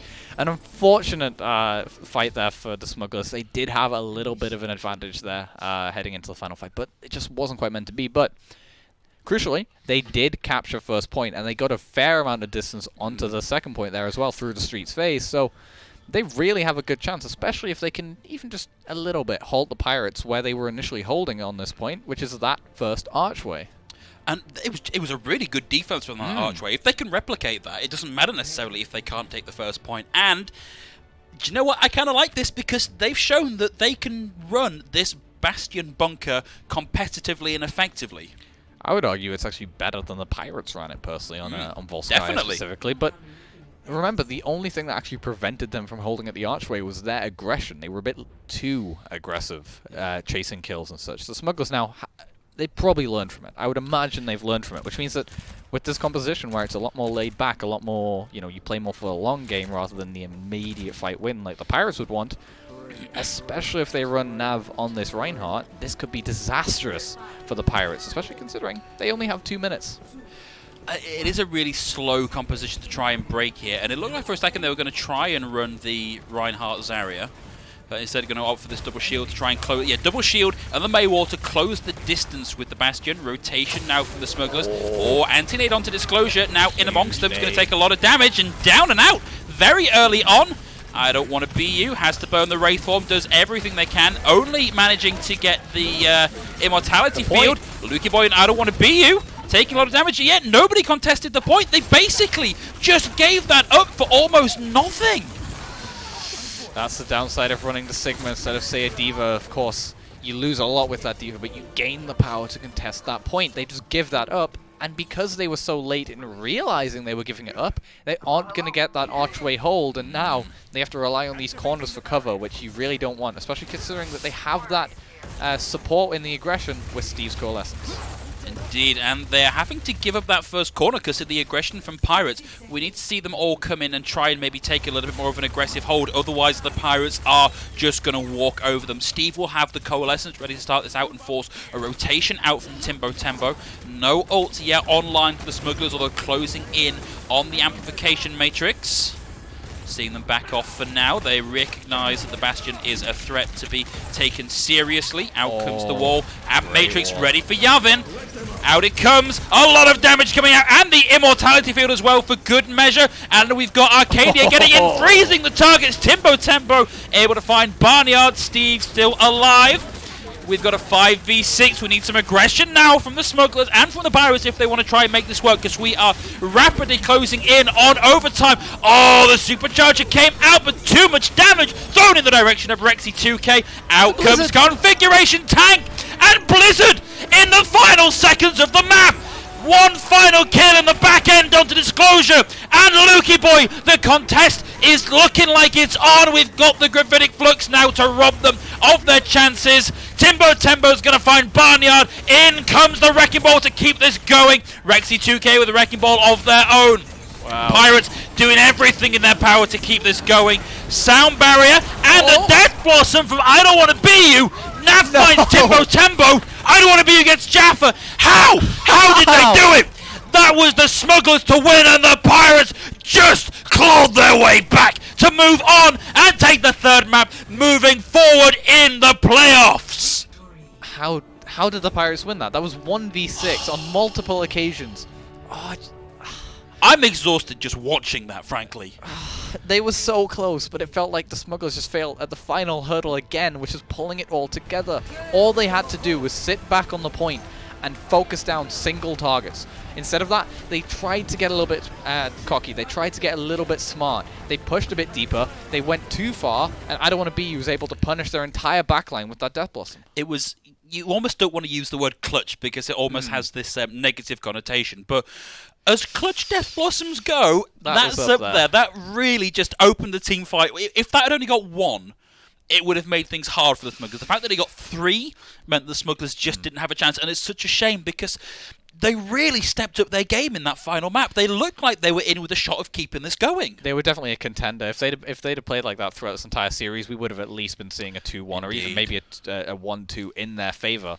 But one thing to mention about that final Death Blossom from I Don't Want to Be You again, it wasn't just that. It was also followed up very well by Nav on the Wrecking Ball and the rest of his team coming back from spawn. They were all so ready to focus down the key targets and make sure that the targets that could do something about I Don't Want to Be You's Death Blossom couldn't. I really feel for the Smugglers at the minute, like just because it was so close, and unfortunately, that close is not close enough. Unfortunately, we are going to have to say goodbye to the Smugglers here, which is a shame. It's a shame that this is the first time we've seen them. They have had such a good showing in the first time we've seen them this season. And I look forward to seeing them learn from this and move on and see them back again in the next season of Arena Clash and maybe move further. If they can play more like that, I can definitely see them making it through to next season playoffs without a doubt, maybe even to the semi-finals, possibly the finals. Who knows? Well, there's always going to be the potential for new talent, and maybe just that one additional turnkey piece in it will help them get that victory. But again, really good showing. And of course, excellent showing from the Pirates. We knew coming in they were a strong team. They were going to be a difficult team to beat, and they lived up to that reputation. They also made it a bit entertaining, making Definitely. a few BM picks, if you will, a few troll picks, but overall, they made it entertaining. They didn't quite just play the meta, but they definitely had a very strong showing on what they did play. Indeed, but unfortunately that's all we got for the first half of this evening's game. We're going to throw to a short break while we get people into lobby and ready to go, so don't go too far because we will be coming right back at you. With you I get chills. Ooh, I love the thrill, oh yeah. Love me like a ghost, walking through these walls. Never let me go.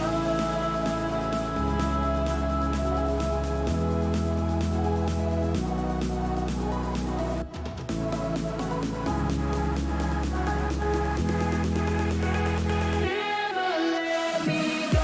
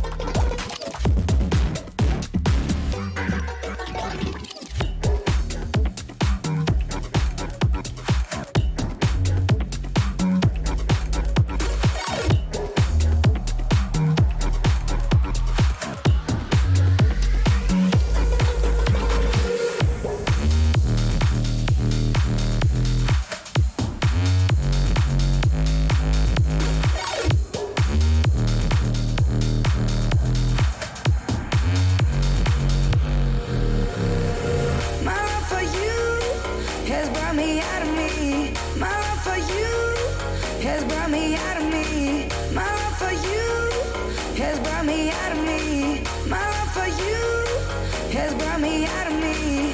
My love for you, my love for you, my love for you, my love for you, my love for you, my love for you, my love for you,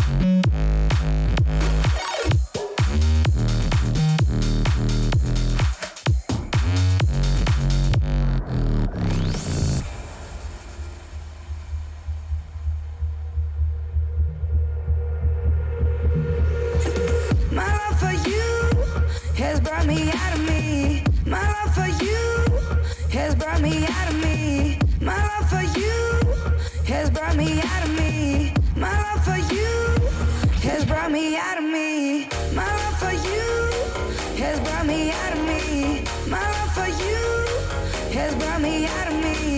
love for you,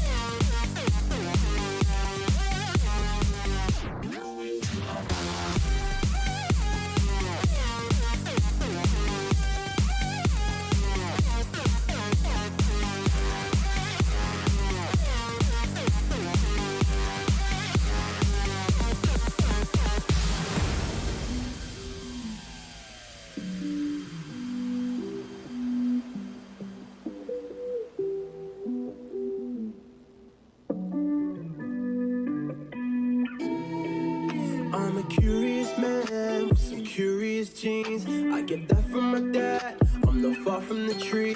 I flow like I'm a butterfly, sting like a beamer. I hate features. Done my running around with my head in the clouds. Been lost and then found. When they woke up and frowned, tell myself I'm the man. I was right to be left. Now I'm back to myself. Who am I to keep on holding you from everything you want? I can see you want to, but you want. Who am I to? Who am I? Da, da, da, da. Who am I? Da, da, da, da. Who am I to keep you in the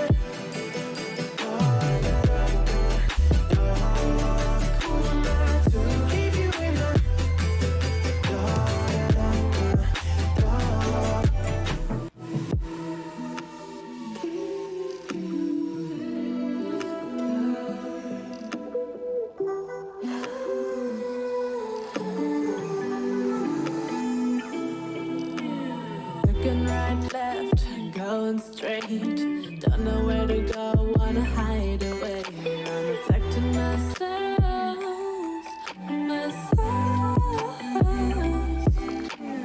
You are no good for me. Somehow, dangerously, am I?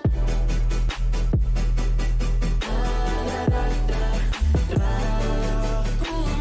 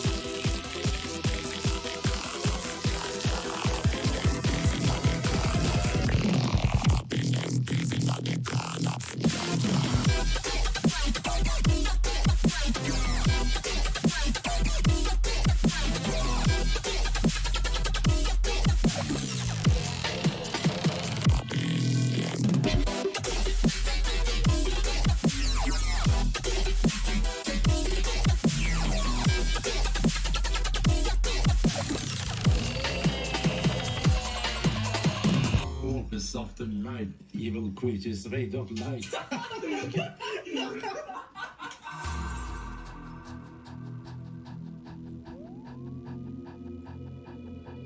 We will discover in the end that our worst foe lies within. Our worst foe lies within.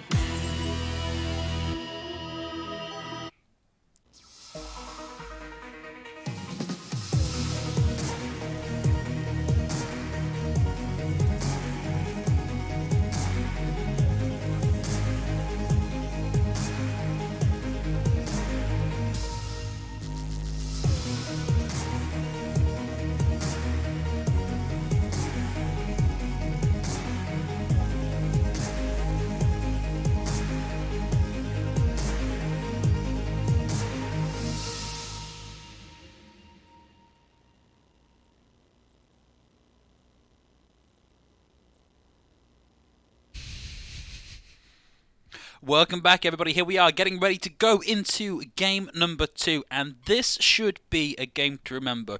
Two teams with a lot of pride on the line, I think. Guardians, of course, coming up with the top seed last week, which I think we put them a bit as an underdog in that matchup. Of course, absolutely. Going up against the Saints, a former champion of Arena Clash, so Indeed. not exactly an easy hill to climb. And then on the other side, we have the Steelers, who actually took top seed in their group. Indeed, Steelers have been looking very strong all season, and they're a team that in the past couple of years, or past couple of seasons even, have typically placed into the playoffs, but never really made it past the first round of playoffs. And I think what we've seen from them this season makes me think that we could, and I have been saying this all season, actually see them up in, at the very least, the quarterfinals. But my suspicion is they are a contender for the title this season. And we've seen them a lot this season. I think this is our third time we've seen them. This will be the third time, yeah. But yeah, like old, you say, old familiar. Yeah. feels like it's it's going to be probably a favorite of us too so far because we've seen them so much. But they have had some very, very strong showings, Indeed. not just against the weaker teams, but also against the stronger teams in their group. Absolutely, and of course a player that I will keep mentioning because for me I have a personal stake in this. Jixri, who joined the Steelers this time, is an ex-console player, and the fact that he can perform at such a very high level, having moved over from console to PC, I think is a thing that we should really celebrate. But let's have a look now at who else is going to be playing for these two teams. So, on the side of Steelers, these are names that at the third time of seeing them we should all be nice and familiar with. Rugiram, of course, recipient of multiple community awards for the work that he does in Arena Clash. Kiwi, Quantum Jixri, I've been informed that it's Kyrulius, the Connect. I get the name right and then just fluff the rest of the sentence. Kyrulius and Flabberjack, all names that we recognise. And Guardians, we have seen them already. We saw them last week, in fact, so names that we are at least a little bit familiar with now. Of course, yeah, we see that Hiver, we had this exact conversation last week, was their off-tank player, their Sigma player, and had a very strong showing. Tap, of course, coming out on the DPS as well. Heading down unless you have Arc, their main tank, if I remember correctly. Mage as well, coming out on the support role, and overall they had a great showing. But I do want to flip it back over to the Steelers for a second, because that DPS duo of Quantum and Jixri has been lethal this season. Really has. Quantum, a player that we have seen a lot of in previous seasons, typically stuck in Brick Jail. Now moving over onto a DPS role, really properly able to flex those muscles and really showing up in a big way for the team. But I genuinely wouldn't know what way to call this game. I think either of these teams could eke this out, and maybe we're used to seeing a lot of 3-0 matches. Maybe we'll see this go maybe even as far as a game 5. I think we have the potential. Well, we haven't seen one, but I think so far of all the games we've seen, playoffs is where we're going to have to see it. And of course, because this is it's first to 3, so we could actually see more than 5 games played here. We could see. It's unlikely, statistically very unlikely, but it could happen. You start factoring in draws and things like that. Yeah. They're a lot harder to get to. That doesn't happen that often. 2 CP and that's about it. But this is, of course, you have the Steelers coming out of a group which is obviously very tough, going up against our reigning champions, the Spartans, and then you have the Guardians who've come on top of their group. So it's going to be a very interesting matchup to see who actually edges out, because these teams, not only are they so well matched in their actual performance, their SR range is also very, very similar. And although maybe less important at this level of play, it's still something to keep in mind that maybe those few extra SR could actually, turn out to be the key players in this matchup. And of course, the other thing is whereabouts on the player roster those SR changes fall. If you have definitively the better Doomfist in the Doomfist v Doomfist matchup, there's a good chance you're going to take most of those maps. Especially considering it could be Jixri on the side of the Steelers. It could well be, but we are now ready to go into our control map, and it is, of course, going to be Nepal, starting now on Temple. And, well, no real surprises really from either team.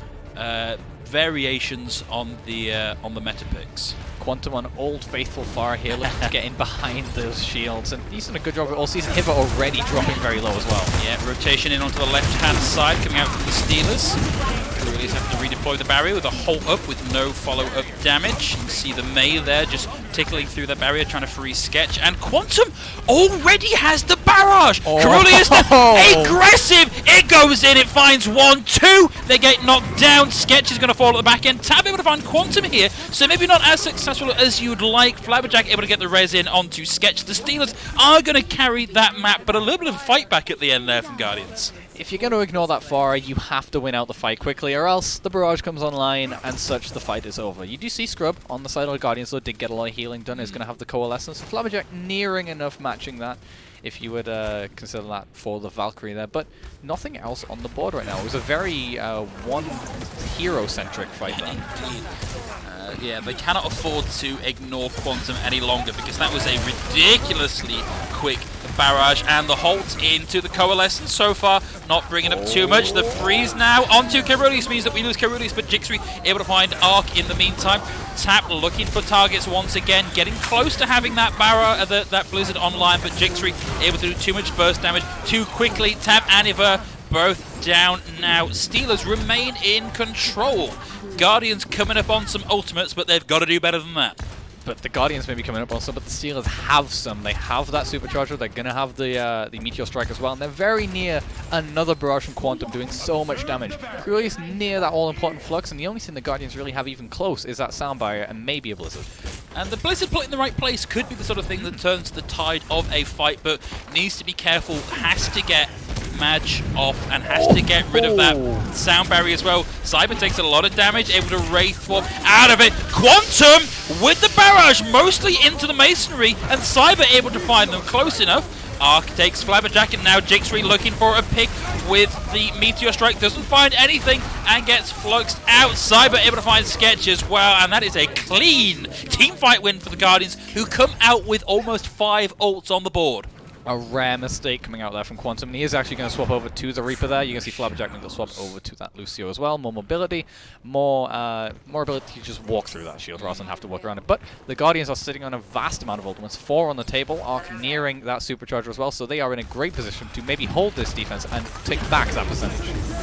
Out comes the Flux. We've got the Supercharger as well. The Blizzard thrown in from Tap, and it's going to be Jixri getting the opening pick. This is right, Jixi with 2.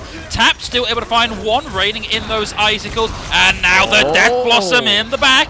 Quantum able to get Arc, so nothing out of that Death Blossom from Zyber, and Steelers come back in and just take the point right back again. Okay, Steelers have realistically had no business winning that fight, but they're already now at 90%. Ruggy Ram does have the Coalescence as well, but the Guardians have to use these ultimates once they're on the point, so they have to get going now. Well, they've got to be quick about actually getting in. There does have the Gravitic Flux. But it wasn't quick enough. That little pause there to get the Flux online probably cost them that. Yeah, they were not ready to actually touch that point. I think Major just missed that last second jump to get to the point. Unfortunate. It is unfortunate, but they do have another round to turn it around here on to Sanctum now, which very, very similar map. So I would be surprised if we don't see Quantum here on this Pharah yet again. You know, we were saying this was going to be a very close matchup, and Steelers kind of looked to just be all over the Guardians on that one. And Quantum in particular, we spoke about what a good DPS they've been, particularly on the Pharah, was just able to school Guardians for most of that. Quantum was doing so good of just putting pressure on the Guardians, just forcing their attention, whereas Jixi was taking advantage of that, getting in the back line, getting those early picks, and the Guardians just weren't prepared for a war on 2 fronts, if you will. Tap needs to be doing more to isolate targets that are going for these flanks on that Mei. We hope to have that nice bit of synergy between the Mei and the Reaper, but you're out. It needs to be capitalized on. Steelers momentarily frozen out by that wall, instead going to back out and re-rotate back onto the point. And for now, Guardians slow on the uptake, not quite able to match that rotation. Nice big hold. The rock is interrupted by the May wall, so no follow-up there. The answering rock. Flabberjack able to get one around the side, finding Iver. Quantum's going to find Arc here. Quantum with another one right into the waiting face of Scrub on the Moira. That's going to be Steelers taking that one. And, oh, that's unfortunate. Zyber went for the tactical reset, but credit went to Cyruleus. Kyruleus even so getting a little bit of ult charge on the back of the fight. Not too substantial amount, but still a little bit, and every percent does matter. Ruggy Ram, of course, nearing that coalescence, but the Guardians, they're just using their wall so early defensively rather than aggressively to maybe catch out someone out of position. They need to be doing better here, and they're getting their resources forced so early. Indeed. Well, Tap still looking for targets. Out comes that wall nice and early, but now can't use it to block the incoming damage from the Moira, and Flabberjack and Jigstree able to get in and just cause chaos, and Steelers on the chase, isolating Hiver and getting that last bit of ult charge on the board. Just using that coalescence, they were able to just support the aggression. This is a great spot from Quantum as well. You're not going to look up there very often. But the Steelers used that one coalescence to build up almost all of their ultimates, and now they're getting very close to a 5-pack. Really, really good understanding of ult economy and how to flip that in your favor. Definitely. But the Guardians don't really have anything yet. They're nearing the beat, though. It's an aggressive input, but a boot there is going to send Quantum careening into the waiting hitbox of Tap, so it might not have been the most impactful Blizzard, but it secures a 5v6. Cyber's going to find Jigstree. Sketch looking to get back onto the point and get this recontest going, and it's just going to be Zyber left on the point, and it's not enough health to keep that going. Now we're heading into Final Fight territory, and the Steelers have 5 ultimates on the board. We mentioned this just a second ago. And the Guardians don't really have anything. They're going to be nearing the beat. They have the coalescence, sure. They're going to have the flux. But the Steelers have that and more on the table for them. It's going to be a really, really difficult nut to crack. Guardians need to be pixel perfect with some of these ults to get them. And they've gone for the rotation down under the room. Flux comes out from Heaver, isn't able to find one, but gets in close enough to take out the Supercharger. The Blizzard into the sound barrier means that we might not see a lot coming out of that. But Heaver managing to find one. Madge with the boop's going to get rid of Kyruleus and dragging Jigstree back onto the point just for that last little bit of ult charge. That beat saved that there. Madge got that beat just online towards the end of that fight. Meant he could use it, and they just had enough sustain to survive the flux, and at the same time follow up on that Blizzard, which, had they not been able to do that, it likely would have been lights out for this map. Not a lot of ults left for either team. In fact, just Zyber there with the Death Blossom ready to go, which that can be a team fight winner if it's put down in the right place. And patience here, or is going to get pressured out by Quantum, but Jigstree gets the opener. Zyber needs this to come up big here for anything to happen to it. A lot of that went into the kinetic grasp, but they are eventually going to get Kyruleus. But Quantum and Ruggy Ram still alive, and the answering Death Blossom out from Quantum doesn't do a lot, but it has allowed them to flip the point back over. And they're not going to be able to touch. I don't think anyone can get to that point. A little too slow. Unfortunate. Steelers are going to take that first map win. And to come back to it, we predicted a very close game here. We predicted this going to map 5, but on the strength of that one map there, it's looking like that might be the Steelers taking it. The Steelers had a very strong showing. On the opposite side, the Guardians really seemed out of it, and that was a huge poop coming in from Flabberjack. Only finding the one, but displacing them enough to get out those cooldowns. Does he find any more? Yeah, does get Madge. Madge, I think, tried a little bit at the end there just to ride that out, but went, no, do you know what? It's lost. I'm just gonna take it. Yeah, I've been in that situation before. You're at the bottom of the pit. You think you can prevent the kill, but then you see your team dying. You just, yeah, it's better to drop. But yeah, it's unfortunate. They didn't have as good a showing as we saw last week, and I feel like that's what we're gonna have to keep going back to because they did defeat a very strong side in the Saints. They did.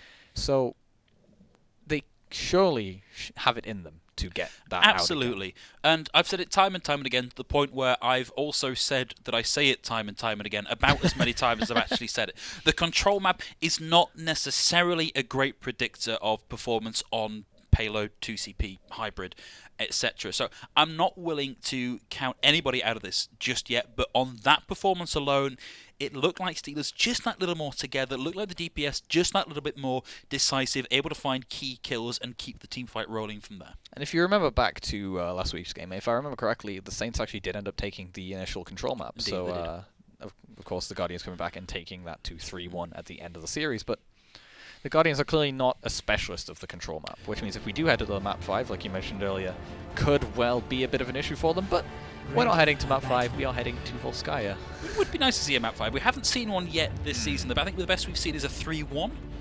So it has been quite one-sided, but if it's going to happen anywhere, it's going to happen in playoffs. Now, this is a comp that we have seen once already this evening. The Steelers' defense here with the Bastion and the Pharah, and honestly, it worked really, really well when we saw it earlier. We've also seen it from them throughout the whole season. Jixri, of course, loving that Bastion. Quantum, we've mentioned it time and time again. His Pharah is incredible.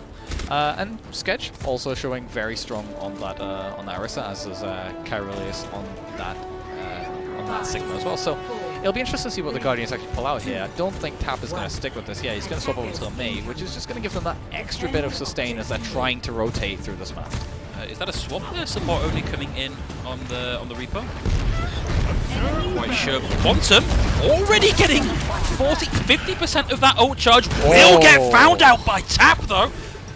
Flabberjack needs to be careful, will have the res. Quantum brought back in, but Tap honing in on that Pharah. Those right clicks, super impressive. Not quite able to get the kill, but, you know, building a bit of charge towards that ultimate. Now, the Guardians going for the rotation up on the right-hand side. Tap lagging behind a little bit, maybe going for a bit of a fake-out. Wants to keep piling in the pressure onto Quantum, who takes a bit of damage. And now it is the duck and the dive, as we see Tap going mano-a-mano with Quantum. The barrage online. Tap again getting Quantum a second time, but I think we might just get that res back. Yeah, the res back off cooldown, so Quantum still in the fight, still with the barrage ready to go. But that Tap now is putting so much pressure on Quantum that he has to be aware of him. You notice that he put a lot more emphasis on his positioning. They are going to get support on the out as well, so they're not actually going to get any late staggers here. Good reset here, but they need Tap to be putting even more pressure on him. And Tap is getting nice and close to this blizzard. So far, they've not... Quantum's going to find Arc, though, and of course, they don't have the res on side, so they are going to have to back out and take a little bit more time to get this together. Steelers so far Guardians so far have not really made a big aggressive push onto the Steelers' defensive position. I think they wanted to force them out of their position. They wanted to use the Mei to really cause problems for them, but Quantum is just able to get so much damage on all angles from the central position he's in, that even though Tap is forcing him to pay a little bit more attention to him, it's not really done a lot, and now he has the barrage online, ready to strike. Indeed, needs to be a little bit careful because Tap has been doing a lot to snipe him from range. I wouldn't want to get too close. Quantum, he's thinking about it. Oh! What a combo! The hold into it. Tap once more able to get Quantum, but it's not going to be enough. And of course, with the res online, moments where you can sort of see the calls coming in from, I'm about to pull, and great, I've got barrage, and it turned out so beautifully for them. It was like time stopped for that barrage. You saw it coming, and that's... Oh, I thought they were going to get support only with the boof as well, but they're not. Jixri now, though, approaching that configuration tank. As well as that, you have Rugiram on that amplification matrix. Flabberjack has the wings, just in case he wants a little bit extra healing, but right now the importance is in that DPS and that Batiste ultimate. Well, they're now going for this hard rotation through the lower rooms on the left, coming out of the line of sight of the Pharah. But they are going to be going up, and of course the answering rotation now out from the wall from Tap. It misses, it goes behind them, and the Amp Matrix is out. Match did not stand a chance. Quantum able to find Tap. In fact, Quantum and Tap trading out there, but Flabberjack, that pocket mercy there to bring them back in. Support only will get Flabberjack, but Quantum gets Arc now as well. Sketch still up on the high ground, and so far nobody has been able to get anything done to dislodge this Bastion on the high ground. Jixri hasn't even needed to use configuration tank. Less than a minute to go. Guardians need something big right now. They're building up the ultimates, but they're not really using them. They're just trying to save them and save them, but the Steelers are also doing the same. They have now the supercharger, which is great for their economy. Quantum ever nearing that barrage, feels like he's always 1 or 2 rockets away from it. And Jixri has that configuration tank as well. The Guardians really have to pull out something incredible here, and I don't think they have the tools to do it. They've got to get something done with this Blizzard, but Quantum gets matched straight away with 20 seconds left to go on the point. This is really, really bad. This is absolutely crunch time for the Guardians now. Support only even uses Wraith Form there, so he's not going to have that 2 contested point. Tap has to get something with his Blizzard, but the Supercharge is out. Supercharger out, very hard for him to get in. Tap now looking to try and play down. And Quantum with a quad kill with a bit of help from the pocket, and we've got the Death Blossom thrown in from support only. Jixri with a configuration tank and a full hold from the Steelers on Volskaya. And a full hold in the full sense of the word. Not even a single percentage, not even a single tick was given up to the Guardians there. And the Guardians seemed out of it, but the Steelers just had that point on lock all the time. Quantum seems like he was everywhere and nowhere at the same time. He couldn't be pulled out of the sky except for on a few occasions with tap, and he always had that barrage ready to go when they needed it. There is nothing more infuriating than a Pharaoh that knows where to be just to make life as inconvenient for you as possible, and Quantum has that down pat. He has that insinged in his brain. He knows exactly where he needs to be, where his team will want him to be, and most importantly, like you say, where the Guardians don't want him to be. Yeah, I think also Flabberjack has done such a good job of managing to stay out of danger, so they're constantly there just to make Quantum that bigger threat. Now it's up to the Guardians. If the Guardians can pull out a full hold here, then of course we will have a draw on this map as we move forward. But given what we've seen from the Steelers, I think it's going to be very difficult. And running the mirror comp that we just saw from them with the Bastion and the Baptiste holding this line. In fact, it's not even the mirror because Scrub's not coming out on the Mercy. In fact, a couple of interesting changes might make this a little bit harder to run on the defense. It'll either be a little bit harder to run on defense because they aren't going to have the Batiste actually. Scrub going to swap over, so never mind that. What I was going to say was maybe a little bit easier for those rotations, but in the end, it doesn't matter. They've made the swap. Support only now has to match what Quantum did on the far. It has to be everywhere and nowhere at the same time. It has to cause so many issues for the Steelers, especially considering the Steelers now seem to have a very good grip on how the Guardians actually want to be playing these compositions. Well, it's a big ask. So for support only, playing in a much more defensible position, a little bit safer, not playing quite so close, and we are going to see Tap momentarily abandoned. In fact, they went for the rotation down onto the low ground, and Quantum swapping back over onto the Pharaoh, looking for a slightly weird angle here actually. I did wonder if they were going to let Flabberjack just fall into the water there. Quantum, sneaky, round the back, it's going to find Tap, and that is a lot of your ability to defend this point down and out unless that res comes in nice and quick. Quantum finds Scrub almost casually, and now has a bead on match. Pressuring them down, one rocket away from disaster. 2v2.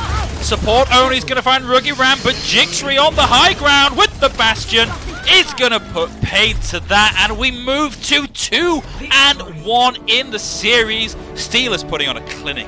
They are absolutely dominating right now, 2-0, and I feel like that absolutely is deserved. It really shows just how one-sided the series has been so far. And I don't want to put names in it, but I feel like it's not down to the DPS or the tanks. The support on the side of the Steelers are just so good at avoiding being in trouble.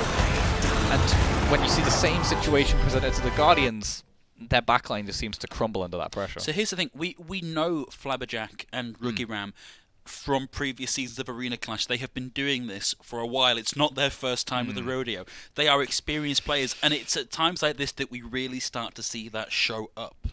Yeah, especially on a team where, maybe we have seen some players that aren't as experienced in Arena Clash. Those veteran presences can be so good at just keeping you grounded and keeping that mentality strong, which we've mentioned a lot this season so far, how important, mentality is. We mentioned a lot in the Stomp matches where they have to be keeping that momentum up because they need that, they need that confidence, they need that going. And if they're maybe doubting against even the weaker teams, what can they do against the stronger teams? Well, for the Guardians coming into this next one, we're going to move over onto King's Row next. This is where we need to see whether they have the mental fortitude to not be tilted, to not be in that, well, let's just give up mentality. We have to see them drag it back from here, because one loss more for them means that they are out of playoffs, and we're going to see the Steelers move through into the next round. So, crunch time. Have they got the mental fortitude to keep themselves in this? This is the stage of the match where it's the men get separated from the boys. It's where, the adults get separated from the children. Thank you. I was going to say, it's a lot more inclusive that way. But you see the stronger teams, the teams that we expect to be winning matches. This is where they will, fight back. This is where they won't lose hope. Whereas if they're more tilting towards the weaker side, they may lose their mental fortitude. They may lose their mentality, their morale. So right now, the Guardians, that is their main priority. Yes, they have areas where they need to improve on and such, but right now they just have to keep their heads in the game. That's going to decide basically if they can stay in the series or not. And it makes me think we were having a discussion just in that break about UK streamers amongst other things, and a player like Chipser, who is we know to be mechanically quite good, but very, very quick to lose his rag, and that's the sort of thing that will stop you taking games like this. So they're going to be starting Steelers on the defense. No surprises. Double shield, the May, the Reaper. It's a classic. It is indeed a classic, but on the other side, the Guardians, they have tap on the Widowmaker for now. They have support only on the Hanzo as well. Quantum, crouching around the side, has to get out there, has to burn that Wraith form. However, the freeze is there from Jixri. Well, support only is going to find Quantum, so that is a 1v1 support only. Frozen out, followed down by Flabberjack, and Steelers in control. Well, actually, we've got Tap around the back. Well, dangerous positioning is going to be trapped between the Moira and the May. Does manage to get out, though. Quite nicely done. I do love this from the Guardians, though. That they've seen that they're not really winning the mirror matchup, so they're trying something. They're trying a little bit more range, which is what the initial composition lacks. Oh! Gotta watch out for that, though, support only. That hole is very hard to scramble away from. That's what happens when you try and close the gap as a sniper. Support only likely going to be swapping over to the Reaper as well. Yep, there you go. Tap, of course, making that swap to the May.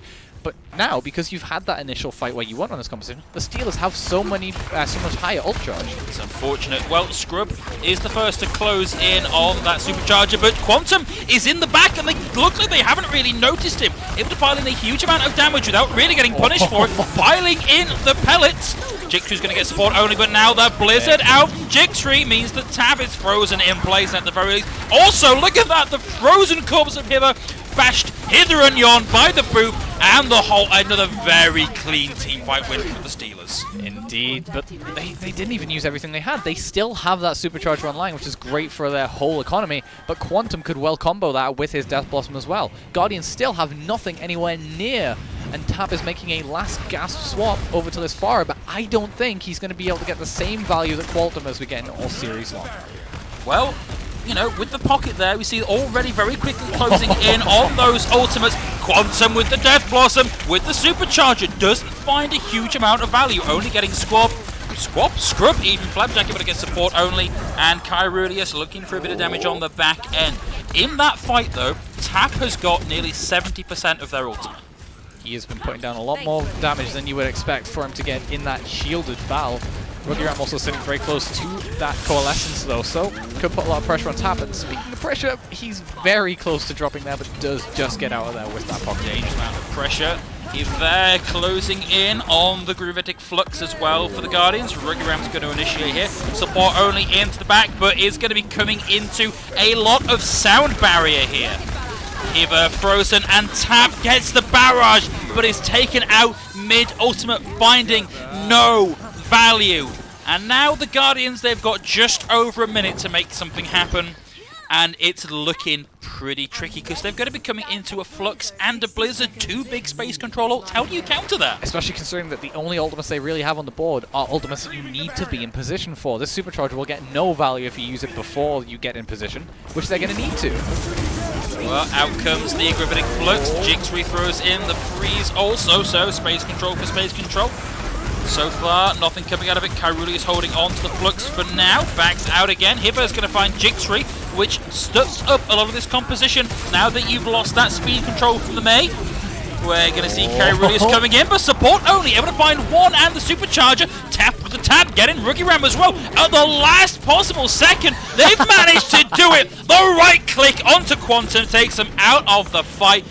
And that's going to be Guardians with 30 seconds on the clock, finally capping point A. I'm getting a little bit of deja vu from the last series where the Guardians are finally pulling it together on map 3, but it was so close to being over there. You saw Tap make that swap over, and you did actually see it mirrored by Quantum. Who got the High Noon, but has given it up in order to swap back. Which I personally think is the correct call here. You need that Reaper, you need that frontline pressure, which Tap is going to try and deny with the flashbang right now, but it's going to be tough. Oh, Hiver maybe a little bit too aggressive. Will get sucked in and punch out again. The Rock comes out as well, doesn't find anything. Luckily, we've got the Coalescence there to try and keep them up, but Jixri's going to take Scrub out of the fight. Hiver still trying to find something with some of the abilities, but isn't able to find anything. Tap will be coming in on the High Noon. Finds Quantum, not quite able to connect thanks to the Wraith Form getting out. Tap has the High Noon here, in a position to use it. Will go through the shield, looking like he found 1, 2, finds one with it, finds Sketch. Luckily, we just saw him able to get, just saw Kyrulis able to get out of the way, but Guardians are taking that inch and turning it into a country mile.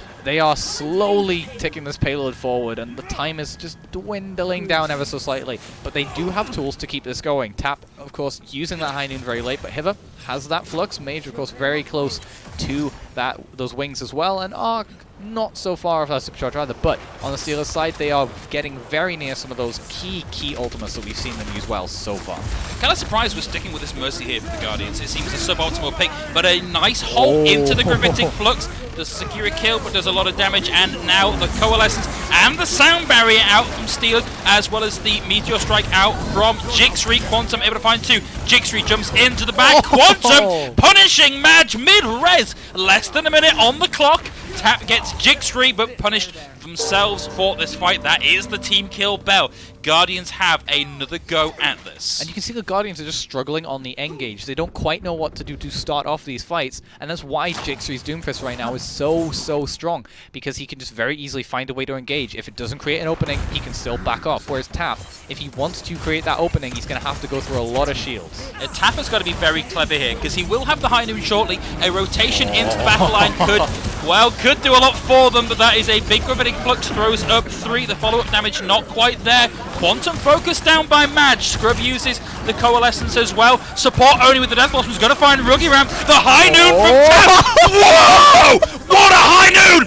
Tap in the middle of the carnage. 5-4 with the high noon to allow the Guardians to push this through into point C. How did they make that happen?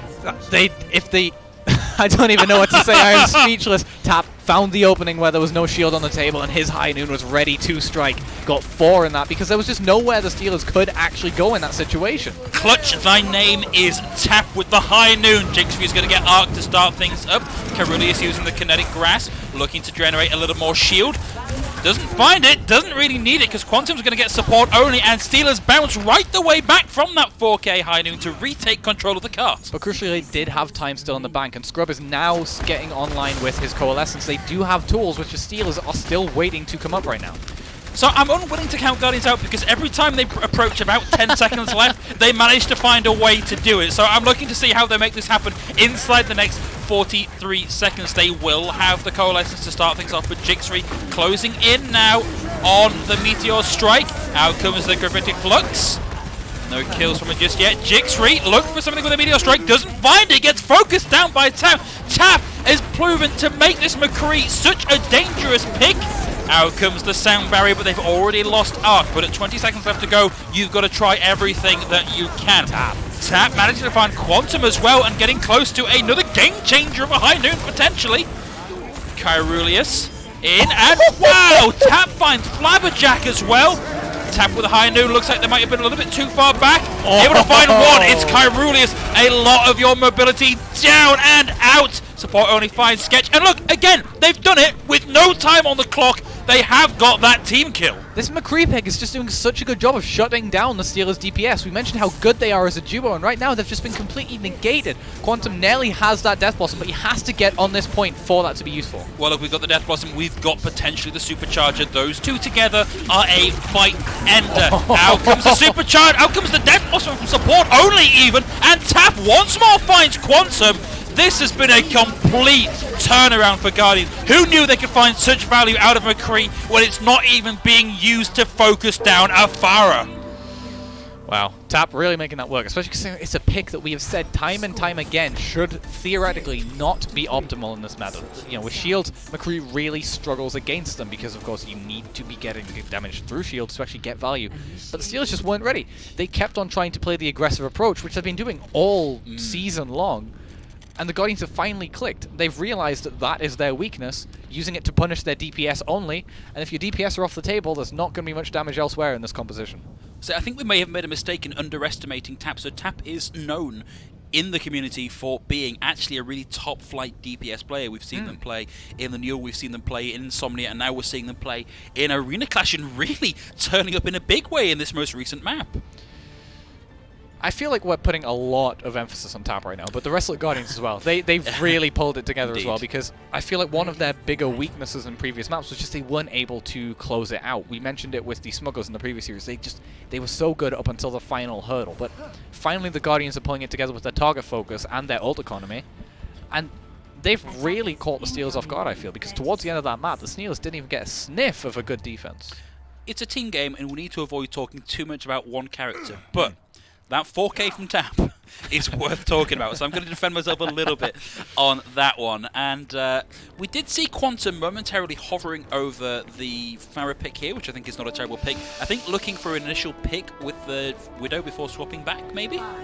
Possibly. I imagine that's what he's looking for, was a Widowmaker here, but I really think that Quantum is going to now take a second guess at running that Farah, because yes, it's probably his most dangerous pick on the table, Well, but with Taps McCree on the field, he's shown himself to have some pretty good aim.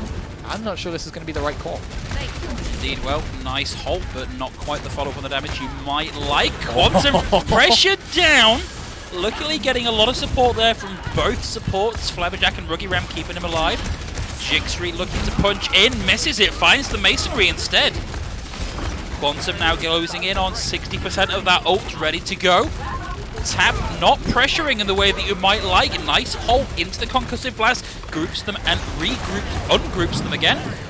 Wraith form burnt by support only, gets back into the safety of their team, but Quantum's going to find Arc, and that's where it all starts to fall over. Carillius gets Mage, and that's it, done and dusted. Well, we've got a little bit of a stall coming out, and, well, Quantum throws in the barrage, gets punished by Tap, but Tap is not going to survive long in the face of who's left. I mean, in the second and third phases of this map, Farah is nowhere near as potent as she is in the first map. And I personally think that he should not have been allowed to get that much space. He's going to make a swap to the Reaper, Jigsaw going over to the Mei, so a little bit more standard here on second point, but are the Guardians going to get this crucial archway hold? It doesn't look like they are, so the Steelers are going to get this going well into the streets phase here, unless the Guardians can maybe pull something from the high ground. No, it's unfortunate. Tap there did get a kill at the end, but it meant that they died a lot later, and so having that hold at the archway just not going to be possible. Instead, they're opting for the second corner. Halt into Halt for both teams. The May ward out from Jigstree. Well, it covers them a little bit. Trap, Tap with another High Noon ready to go, but Jigstree has his third down. Out comes the High Noon. Doesn't find anything with it this time. Support only TPs into the back line. Will be able to drop down, and he's also getting very close to that ultimate, but the freeze and damage combo. Quantum? What? Scrub was there, but brought right back in again. Quantum rezzed in. Supercharger deleted by the Coalescence. Carillius closing in on this ultimate, and this is aggressive from the Steelers. They've got 4 minutes counting on the clock. They can afford to be super relaxed throughout this. And Jigsaw just randomly throwing in that primary fire, looking to find something. It's unfortunate. Support only stunned out of the Death Blossom by Carillius' accretion. Carillius will now have the Gravitic Flux, but at this rate is not going to need it. Quantum has the Death Blossom ready to go, but punished once more by Tap if they're falling down as well. Carillius still holding on to the Gravitic Flux, but as the payload moves into this final point, we're going to see a big time bank for the Steelers. Yeah, 5 minutes, but the Steelers are playing this so well. There's one key difference between these teams. It's their main support pick. Flabberjack opting more for the Mercy here, whereas Madge is running the Lucio, and that just means that although the Steelers are not going to be as mobile, they have so much more healing in the fight, and they are using that to their advantage, playing this slow game. Well, there's the Gravitic Flux, charging to the Coalescence as well. Quantum able to find Arc's Supercharger and take it out of the fight. Quantum gets Arc down, and now the Blizzard from Jigstree will find both the DPS and the off-tank of the Guardians, and Steelers looking unstoppable right now. This has been a roll through second and third point, in fact through the entire map, but Mage does have the beat here. Well, Tap has the High Noon, needs to come up big, not able to find it, they get out of the way of the High Noon. Quantum finding two, Tap desperately looking for headshots. Scrub frozen, taken out of it again. Flabberjack res Carillius back into the fight, and that is going to be a 4-minute time bank. So, if the Guardians want to keep themselves in this fight, they've got a full hold here. And this is the full hold we're talking that the Steelers managed to pull off on Volsky. We're not talking they can't lose first point, we're talking they can't lose the first tick. 33 0.3% is all the Steelers now need to wrap up their semi-final spot. Indeed, and it's honestly, even with like a standard 3-minute time bank, a full hold is really difficult at this level. So that additional time is a real curse on the Guardians. I think the only time I've actually ever seen a full hold on King's Row is when it's been, maybe a minute time bank, when they've captured in overtime. But the Guardians, I feel like if anyone's going to pull it back, it would be the Guardians. They've really started to have a strong showing throughout the series so far, and as a result, they've really turned it around, especially on their own offense. Towards the end, they really had some very outlandish picks, which really paid off. So based on what we're seeing here from the Guardians on their defensive setup, do we think this is the comp to do it? It's an interesting one. They've opted for the Doomfist over the Reaper, because they're playing around tap. That much is apparent, but they're opting for the Doomfist over the Reaper. So rather than the sustained fight, they want that opening pick. Their struggles with engage, they want that to be done. Mage, of course, also playing that Batiste, so they're actually looking to just maybe sit pretty on the point here and not let anyone get anywhere near it. Well, it's a very powerful bit of support utility, that Immortality field, but of course any team worth their salt knows to pressure it down. So it's up, Quantum has to burn the Wraith form, but Carillius is going to find the Immortality field. Tap gets Jixri, and now Sketch just kind of holding position on point, shield up the whole time, does get stunned out, or falls very low, gets taken down. Quantum's going to find support only, but it looks like Guardians are going to hold, at least for now. That was a much cleaner fight than we've seen from them in defense so far. So they've really, in that small break we had between rounds, they've turned it around. They've had a talk just about what was going wrong. Steelers, though, they do have that coalescence on the table. Scrub not too far from it either, but Tap, his high noons have been pretty big, specifically that 4K. He's nearly got it online now. Indeed, and I like this positioning actually. They're going to assume he's in the death ball, but instead going to be playing from up on the high ground. Only needs a few more clicks to get the high noon into position and ready to go. Has it ready to go? Quantum down already. In comes the high noon. Finds one. Only getting Flabberjack here, but still that looks like a team fight win for the Guardians. Steelers now at under 3 minutes. So far, not able to work their way around this setup. And that's where Taps McCree really comes into play. When he's not under pressure, he can just free fire from that high ground. They had no idea he was there. Quantum make them swap up to Lafaro, which is a weird double-edged sword here because it's going to cause a lot of problems for Tap, but also a lot of problems for himself. But you saw a little adaptation there from Hiver, putting the barrier right up above them to form like a roof against those Pharaoh rockets. Sketch is about to get this Earth Shatter online. Oh! What an interrupt! Support only cancels out the ultimate. What a clutch play, and now the Gravitic Flux from Hiver, Sketch, and Jixri both down to the click of the tap. Support only finds Ruggy Ram with the Meteor Strike. Now 2 minutes burnt off the clock by the Guardians. This has been a very impressive defense. And this is where it starts to get in the Steelers' head as well. Can we actually take this point, or are we in danger of not capturing this with such a big time bank? Steelers are starting to get some ultimates online though. They're going to have the Coalescence very soon, as well as that Graviton Surge, of course, an old favorite of ultimates. But I've just realized they're running the Zarya with an Orisa it's here. Very strange. You've got to be in such good sync with your Orisa to make that work. Carillius finding value with that first one. Actually, well, maybe a little bit early on that one. Out comes the Supercharger, immediately taken down by Carillius. Tap about to get another one online. Carillius has the Graviton Surge ready to go, but having lost the main support and that ultimate, they may want to back out. Guardians are doing so well right now. When you think of how difficult that was for them on their own offensive push, this has been really great. How is Tap finding these angles? He's just going around the statue and they're not doing anything about it. The Steelers are they're losing it right now. They're really in a tough spot because Tap is just being allowed to do these things for free and get that damage down so freely. Quantum has not been an answer for him right now. Well, I feel like the Steelers, they want to be fighting up against a bunch of grouped up targets, which they just don't have. Tap in the back. Oh, 5-3 with less than a minute to go on the clock. Tap is able to get the triple, finds the stun, finds the melee kill, does a couple of squats for good measure. Now, less than a minute to go, and we may see a draw now on King's Row. I'm amazed that what we considered such an unoptimal pick in Taps McCree right now has been the hard carry for this team. He's been putting down so much damage, and they still have not answered him on this high ground. He's still just been allowed to sit here for free. Quantum has been a bit of an issue, but he's just passed it off like it's nothing. Indeed, and Quantum has cycled through, I think, 3 different heroes now looking for the answer. Rotation now through the low ground, looking to get up onto the high ground and deny that space control from Tap, but they've got to be careful because there are 10 seconds left to go on the clock. Now Jixri has the Meteor Strike ready to go.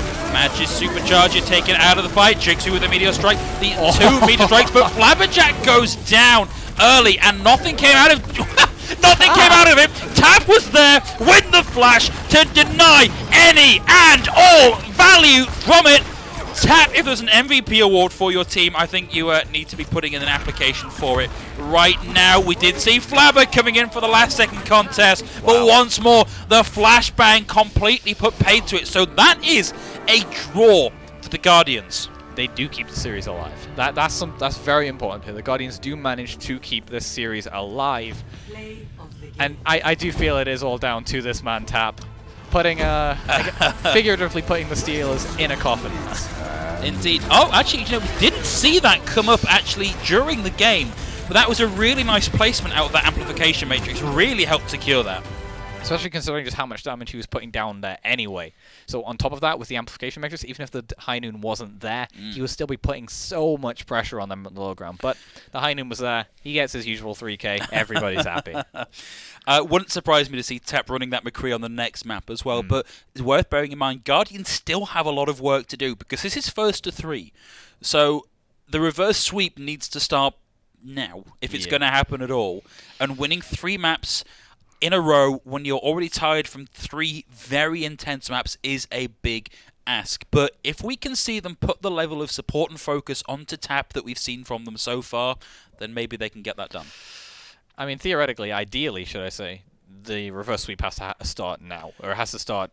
It has to have already started. That's the point I'm going for. But Tap right now has really seen. He's putting his carry backpack right now. He's really trying to drag his team kicking and screaming through the mud there, and he did a great job. I think that might be a little bit too mean. I think actually the team were doing a very good job of supporting Tap. You know, you saw the presence of mind to put the amplification matrix up on that high ground to enable Tap. The amount of support in terms of healing that he was getting out of that, you know, it says a lot about the team recognizing how good a player Tap is and working to really help it with him. I feel like I've misinterpreted, or I misworded that point. Misspoke. I more meant he started off the comeback there, because the rest of the team, once they saw Tap was going, really woke up. Right, so this is another really weird defense coming out from Guardians. Fourth time we've seen Junkrat come out today. Yet to see it get any value. Quantum over onto the Pharaoh will now have to watch out for Tap, already taking a lot of damage. Such a threat, and robbing Quantum of this value is huge here. Oh, wow, that's value. Wow. Whoa, both supports down to Quantum. Tap not quite in the range to pressure the Pharaoh that you might like to see. Unfortunate. And they're going for a hard reset here, but they are being chased. So this has been one big stagger out of point A, and they gave it up pretty much without a fight. And that positioning there from Quantum was so good. He knew that Tap was on the high ground and he wouldn't be able to get an angle on him, so he just goes over the roofs where Tap is not going to have a good line of sight on him. And right now the only answer, it feels like, is maybe some swaps on the side of the Guardians, but they need to, you know, get this momentum going back in their favor because they have nothing. I just don't understand the Junkrat pick, honestly. And of course the supports died so early that we don't really have anything online for them here. Luckily, not a lot of damage done to the Steelers, so not a lot of ult charge for their supports either. But once this pirate ship is rolling, it's going to be very difficult to stop it. Quantum also very near that barrage as well. Ooh, nice halt there onto the Bastion. Again, unfortunately, too far in the back. Here we go, Quantum has found a Junkrat, doesn't get the kill. Has to burst themselves out of the way, but Quantum about to go. There's the barrage. We've seen how good these can be. Honestly, a competition between Quantum and Tap for ultimates of the game. Out comes the... Oh, well, actually, a huge play with the Immo and the shield. Support only was able to get 2 on the back of that, and now Tap has the high noon. Guardians finally turning this around with Tap getting the kill there. Support only jumping into the front lines with a concussive mine. Nice little plays. They were caught napping on that first point, but wide and awake and ready to take some names on point 2. Mage with a clutch immortality field there. It felt like it was just purely reactionary. The second Quantum even showed himself, right on the floor, able to keep his team alive. What could have well been a 3 or 4 man barrage turned to be his own demise. Yeah, just they've learned to watch the Quantum, who has now made the swap onto the Reaper. The High Noon with the Amp Matrix in the back finds 2. Unfortunately, Mage is punished. Quantum and Jigsaw getting the equalizers there. Well, Ark's going to find Jigsaw with a bit of help there from the flashbang, and the range advantage here for Tap puts paid to Quantum, and that's going to be a nice hole up into the corner, and it's just the Orisa left alive, and sadly down and out. There's something so satisfying about seeing Tap pop these heads. He's just been so good. You see the amplification. It's got a nice crunchy feeling, hasn't it? Yeah, you saw the amplification matrix go on the high ground, and the Deadeye was there with it, and that was so smart. And you've seen that the Guardians are putting more and more faith into Tap here, and now the Steelers have really made a swap to purely deal with him. They put Jixri on the Genji. Indeed, well, actually did start on the Genji, but decided it wasn't really worth it. Support only has the tire from the high ground. Will find Flabberjack. Arc in the confusion is going to find Sketch. Kyrulius closing in on the Gravitic Flux, but has a lot of his team down. Quantum has to use the Wraithform to get out of trouble. Gets stunned, gets focused, falling very low a couple of times there. Luckily, well, no, not going to be enough. Mage able to find one with that newly buffed Baptiste gun. And that's going to be another hold for Guardians, who are making up for that very poor first point. And now you see the cost of what the Steelers have been doing. They've been clamming around, trying to find an answer to Tap's McCree, and they have one ultimate on the board, the Flux, whereas the Guardians have had plenty of time to build up to nearly 5 on their side. They can just blow them out one by one, and the Steelers are not going to be able to do much about it. Yeah, Quantum makes a swap back over onto the Pharah, but here's the Gravitic Flux. Carulius caught up in it, will have one of them. Oh, but Eva able to do enough damage to take them down, and Tap on the high ground has spotted Quantum, and that's a free kill for Tap. Quantum caught out in the open. Tap once again coming up close to the team that has another High Noon. Mage has another Amp Matrix. I don't even think they need the Amp Matrix. Tap has been building up these skulls just as, you know, even without the Amplification Matrix there. So the Steelers really have to just put more pressure on him. But he's taking these positions that are not allowing them to do that without overcommitting, and that's where the Guardians have been there to put him for it. Kyrulius got found out. They knew where the rotation was coming from. The Junkrat trap escaped using the Fortify. Out comes the Gravitic Flux from Kyrulius. Kyrulius himself stunned out of it. And luckily the Amp Matrix, the Immortality field there, Tap maybe a little bit early in that, is only going to find Jigtree. Support only themselves, piling in a lot of damage, getting very close to having that Riptire online. Will find Sketch here. Quantum gets tapped, but Hiver able to find Quantum. Also, support only. Looks like they're not even going to need this Riptire to win this fight out, as Steelers retreat to the safety of point. And again, this is so good for the Guardians economically because they still have ultimates on the board. They have that Flux nearly online again. Hiver doing such a good job building it up. Of course, support only has the Riptire now. The Steelers only have the Barrage online, but they haven't been able to get in position to use it yet. Steelers are just throwing everything they have at this problem. Look at the swaps we've got online. We've got the Wrecking Ball, we've got the Tracer, Ruggiram moving over onto the Ana. They've got no defensive ult here. This support only could absolutely simply give it. Carulius playing a D.Va here. A D.Va! D-mexed immediately! Punished completely for the hubris. Quantum finding 2! Taken out by that experimental barrier. Hiver here still with the Gravitic Flux. Not quite able to line up a target. And Scrub able to find Sketch there with a little bit of help from... I think that was a trap there, keeping Sketch in place. Hiver able to get back onto point now, not able to find anything with the Accretion. Will hold onto the Gravitic Flux, buys a lot with that Kinetic Grasp. Oh, gets a few on the way out. Carulius taking a lot of damage, has to back out. Support only with the Riptire from the high ground. Taken out. Nice. Actually, a lot of that was done by Ruggiram. Really, really good tracking there, able to take that out. Tap closing in. Well, there's the Pulse Bomb thrown in for good effect. Tap once more with the High Noon. Pressuring. Finds 2! Good grief. Tap has completely come alive with this McCree pick. So impressive.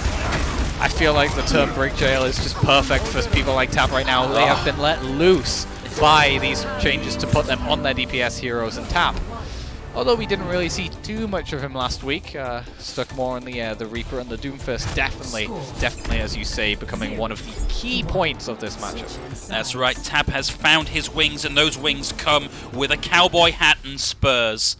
And honestly, if we can see Tap continue to keep up this performance, we may actually see the reverse sweep happen here.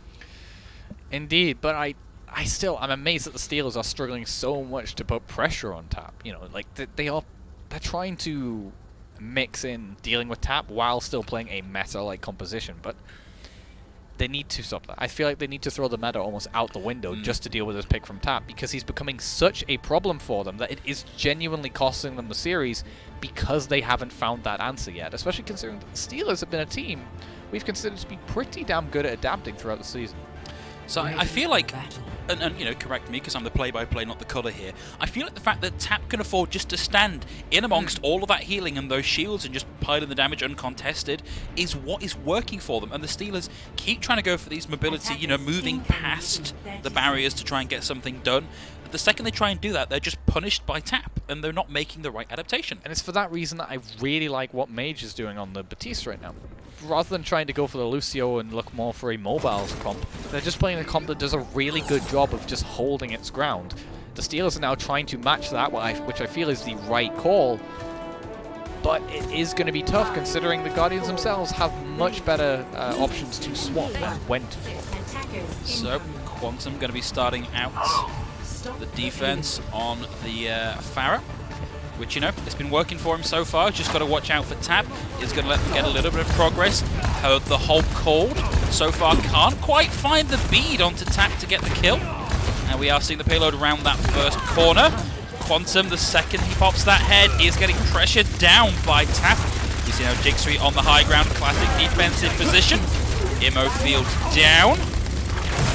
Experimental barrier sent up, Tap trait out, Quantum down for Arc, Jigtree able to find Mage as well, but the payload continues to move unopposed. The problem with running this Bastion composition is that it doesn't contest the payload. Hiver has given up for now. Goes for the accretion. Oh, beautiful connect, the three-point fadeaway.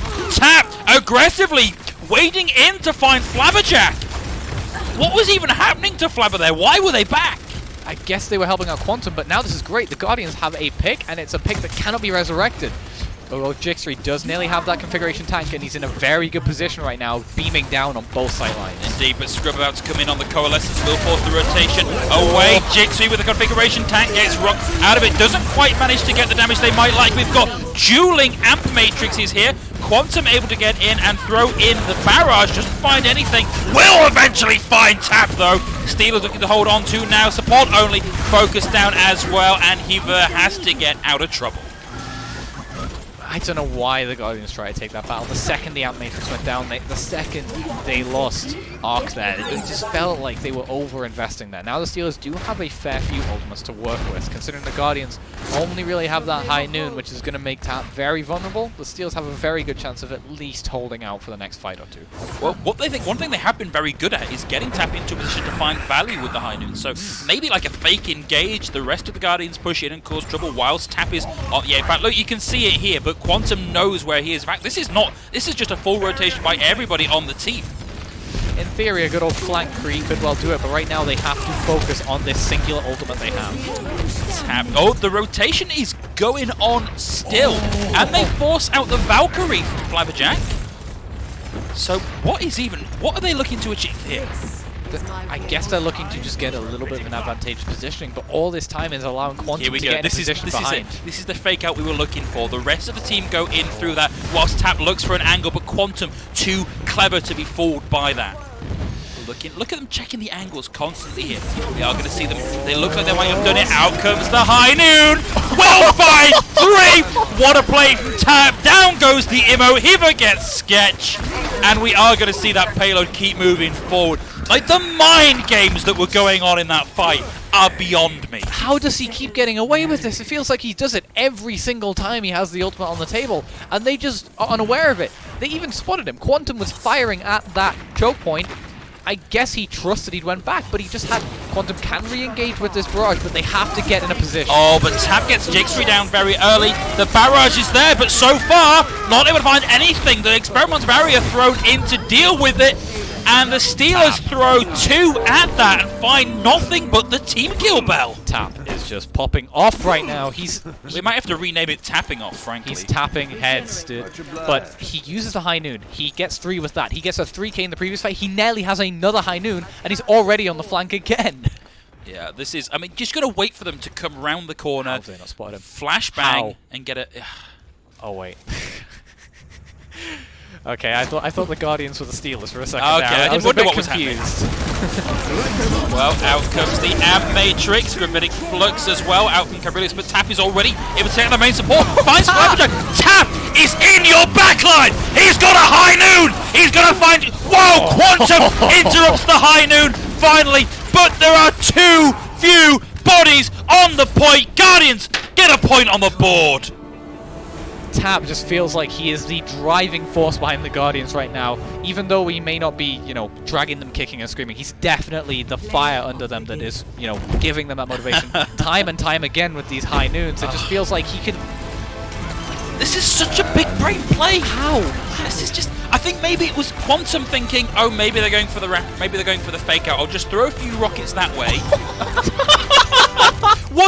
I don't think it was even aiming, just like, I know there's a choke there. I'm just going to fire at the choke and I'm bound to hit something eventually. There's someone in that general direction. Let's hope it hits. Yeah, there were guys in red that way. We'll get them. But he has a lot of fire under his team, clearly. Absolutely. And the Guardians are responding so well to that. They've come back. They've, you know, in a situation where most teams would probably give up, they've turned it around. They've seen that, you know, there is definitely still map wins and a progression to play for.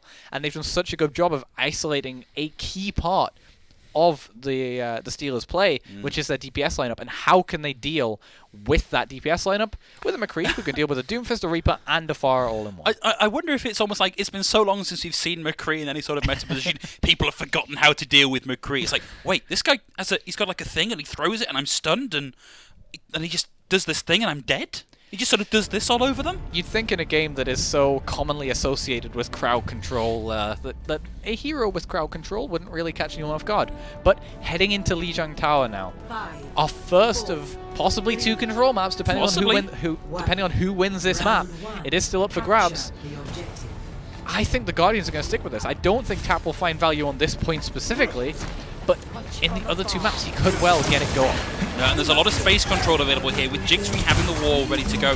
Can separate out a lot of damage. That's a nice wall already. However, the Halt stops a lot of the follow-up damage on the back of that separating wall. Carulius now. Well, Tap just finds Sketch. I mean, I guess I'm just going to assume that every kill, Tap's going to find Quantum, and then Tap's going to find Ruggy, and Hiver got Ruggy. I mean, this has just been a phenomenal turnaround. I kind of can't get my head around it. How is Tap finding value? I genuinely... You just said he's not going to find any value on this map in particular, and there he goes, finding value on this map in particular. He's somehow getting around this shield without any attention being paid to him. The Steelers right now are giving him a free floor to dance on, and he is busting out some good moves. He's line dancing with the best of them. Yeah. Out comes the wall from Jigsaw. Will find a lot of value there. Sketch is going to take out the Immortality Field from Mage, but now the Amplification Matrix is up already. Tap with the high noon. Who's surprised by that anymore? Will only find Flabberjack, and down goes Sketch. What a It's not even like he's finding angles around the shield anymore. He's just going straight through the shield. He's basically playing Reaper right now on that McCree. Yeah, they've got 2 Reapers. They have 2 Reapers. I thought hero limits were invented in Overwatch a long time ago. But the Guardians, they still have some very strong ultimates on the table. They have the Death Blossom, they're going to have the Supercharger, and the Flux. And the Steelers have nothing. Flapjack is nowhere near his B. The fights have been so quick that they've not really managed to get it. That's a big Gravitic Flux. Hiver doesn't find anything with it because the May was able to ice block out of it. Tap's going to get Rookie Ram, and that's a start. Your main support down already. A nice Halt allows Madge to get 1, Tap to get 2, Hiver gets the 3rd. Tap will have another high noon, 10-player kill streak, and a kill with the flashbang. I feel like Tap is just checking off things on a checklist right now, things he needs to get. Big high noon, check. Denial of space, check. Flashbang kill, check. He's doing so much. The Steelers finally have tools, but the Guardians can pretty much match them on all fronts. Indeed. Well, get ready to see the Gravitic Flux used to initiate here from Carulius. Gets in close. Tap with a high noon. No one's even looking at him. Can he find any more than that? Doesn't actually find anything. And Jigsaw is able to kill the Immortality Field. Tap finds Flabberjack. Support only. Has a Death Blossom. Ready to go. But so far, Quantum looks like they've got the upper hand here. Support only will die with the ultimate, which is probably the right choice here. This is last fight territory for the Guardians. They've got to win one more here, and they've been winning for a while now. That is the first fight they've lost this entire round, and it just feels like Tap finally had some time where he wasn't doing anything, but that was just because he was mid-high noon animation. He didn't get anything from it, sure, but the Steelers weren't even paying attention to him, and now the Guardians have a good position where they can just start to build up these ultimates and bait out the Steelers' tools. And of course, Matrix will have the amplification matrix to make it that little bit easier to get some kills with this. Down goes the immortality field. Support only is going to get the, down goes the supercharger, and now we see the initiation coming out from Scrub with the coalescence. Doesn't quite get the kill, but a lot of damage being done! And the Death Blossom will find one, although that went into the kinetic grasp, but they just went in, pressed Q, and they got the win. There's no contest coming out from the Steelers despite the heroes they pick. And that's going to be it. One map more, and we'll be at a draw across the series for the Guardians. It is baffling me that the McCree got value in the first place, let alone that they've managed to carry it through maps and maps. The Guardians are somehow making this work and taking so much attention from the Steelers that they aren't even looking at Tap. He's getting 3 or 4 kills every fight now. You'd think that they'd identify him as something that's causing a lot of problems. I think they just assume that they can keep running these meta picks because Quantum and Jixri are phenomenally good DPS. Quantum's Pharah is a thing that we have spoken about again and again and again. So I think they can just brute force it, but so far it's not been working. The old chestnut of, the meta counters McCree. There's no way McCree can be getting value. No. Clearly it's something else, but we are going to see Quantum given reign now to play the Pharah. Hero he's had a lot of success with so far, but Tap has been countering him beautifully. So. Well, that is how you counter McCree! You get a 5k on your concussive blast and 3/4 of your ultimate for 1 button press. You never go across the bridge on Gardens! I look at the screen and I just see silhouettes falling into the pit. Quantum Nelly has that all-important barrage as well. That's you did see Tap putting a lot of pressure onto Quantum already. They've come across the bridge again. The concussive blast is about to come off cooldown. There's the halt. Doesn't get it, but has the barrage! Wow, Quantum here wanting to be on level pegging with Tap, getting the team kill twice in a row. Just when we think that Tap is, the MVP of this matchup, Quantum just decides to remind us, yeah, I'm pretty good at Pharah. Guys, I was here the whole time. Yeah. Steelers now, still nothing on the board aside from that barrage that they just used, but running around very close to the Coalescence, and Scrub actually having his on the side of the Guardians, as well as that amplification matrix for Tap to fire. Well, that's going to help an awful lot here, but of course Quantum rapidly closing in on yet another barrage. Doesn't need much time to get this online. Guardians pushing their way in now. Out comes the amplification matrix, but they're able to largely get around the side of it. Quantum going for the rotation now, looking for targets. Tap taking a lot of damage, has to roll out of the way. Quantum with the barrage, but taken out by Tap. Out comes the meteor strike from Jixri. Flabberjack might be in a position, actually gets the res in. Quantum back in with the barrage, ready to go. Will find Hither. And support only. Tap getting the high noon online. Will find Sketch with the primary fire, but it's not going to be enough. Guardians rocked out of the point once more. They've got maybe one more go at this if they want to make it happen. And that's just the beauty of these long, drawn-out fights for the Steelers right now. Although the Guardians have been making them long, drawn-out, the Steelers, because they're winning them out, they're now at last fight territory, with the Guardians scrambling to even touch the point right now. Oh, and Quantum's going to find Scrub. This is not a great look for them. Support only gets knocked out of that window, so we're coming in for the TP. They have managed to get themselves into a position to get the contest going, but support only is down. Tap in on the back with a Hail Mary high noon. Looking to find something, but Carulis is getting the kills. Tap able to find 2, but just a little bit too late for it to really matter. The Steelers just shut them out there. I felt like the Guardians didn't even get out the gate properly. That boop, not only did it, get a lot of ult charge for Quantum, possibly be a contender for Play of the Week as well. Instead, it just shut down the Guardians. The Guardians did not even leave spawn, it felt like. Once they even got to the point, nothing happened for them. I think it says a lot about the nature of that map in particular, where the Pharah can get value whilst more or less on point, right in the middle of the map, just firing into spawn. Those windows are great for the far end of fire through, Really especially are. considering they were so clustered up on that point. But again, Tap is opting for this McCree, and I know we've downed it every step of the way, but I'm going to say it again. I don't think he's going to make it work on this point. Well, I mean, it's probably slightly more favourable than in the previous map. You know, if you can get onto point first and defend from in there, there's only so many places you can be as a Pharah. I do think that they finally found an answer for it in the last map, though, so that could be a sign heading into this round. Indeed, although look how quickly Mage is managing to charge his ult. A lot of damage coming out from Quantum, but it's all being healed right back up again.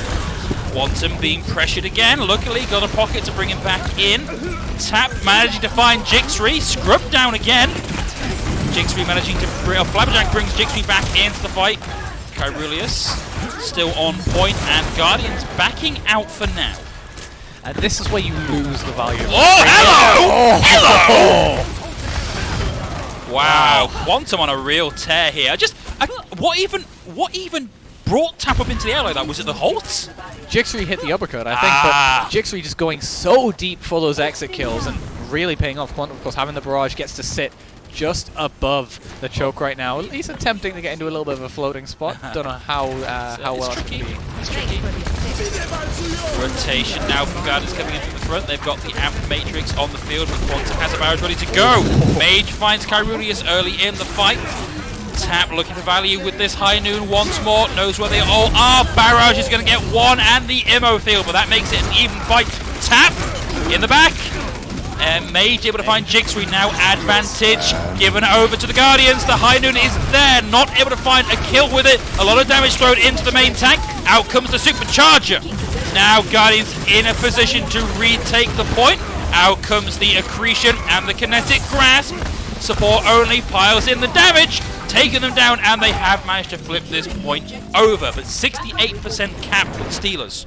That was a very smart approach from the Guardians. So they knew that Quantum had that barrage available, so rather than going through the chokes that he very likely would be controlling in main, they went from a different angle. They caught the Steelers out, and they managed to get those opening picks. And even though the Steelers had a few answers for those picks, it still wasn't quite enough. Now the Guardians are sitting on some decent ultimates to hold with, although the Steelers could well bounce back as well. I mean, Jixri, if he manages to get a pick with this Meteor Strike, could really turn this right the way around.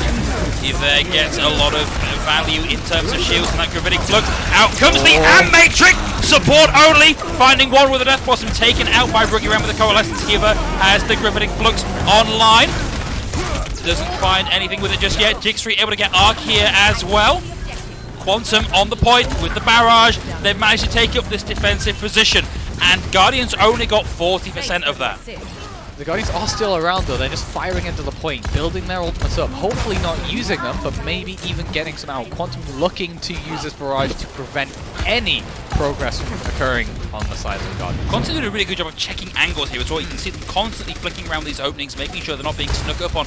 Guardians currently playing quite passively. They have managed to get into position now where they've got the Graviticers online, and the high noon, not going to find anything, but Arc's able to find Quantum. Support only getting one.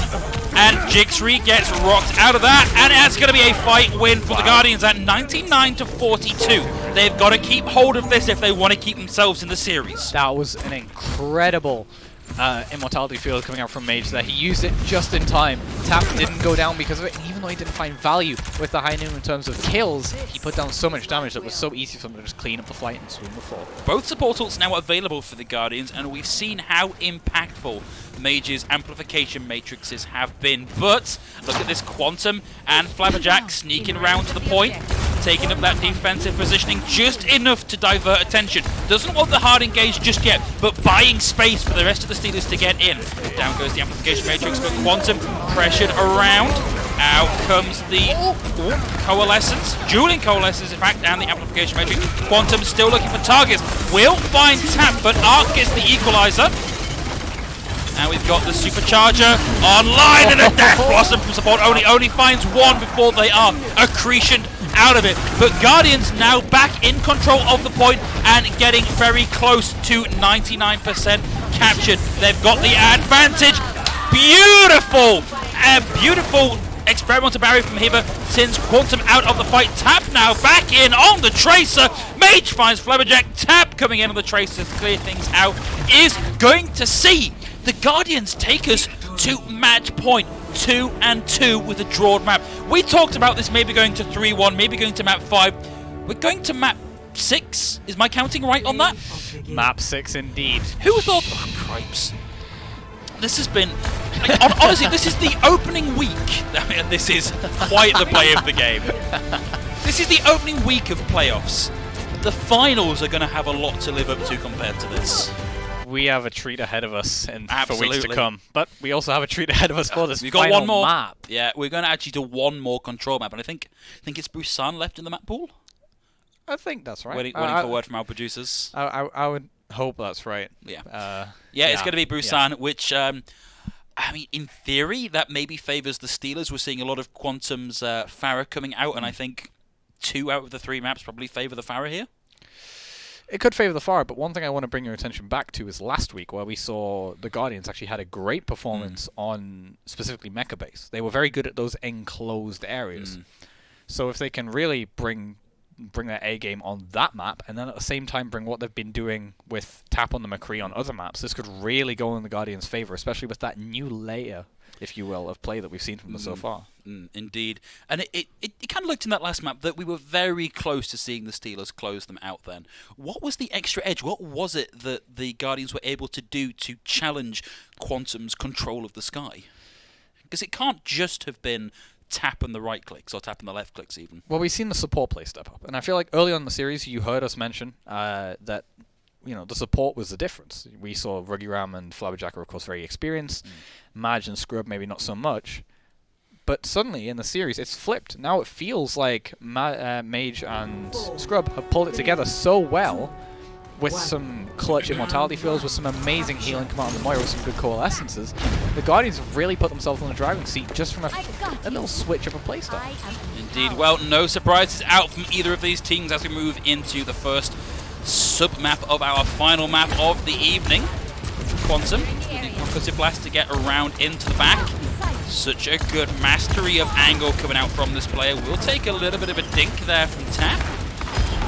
It's going to be Sketch with the opening kill there for the Steelers, with the arc going down, but Quantum still in the back, causing trouble.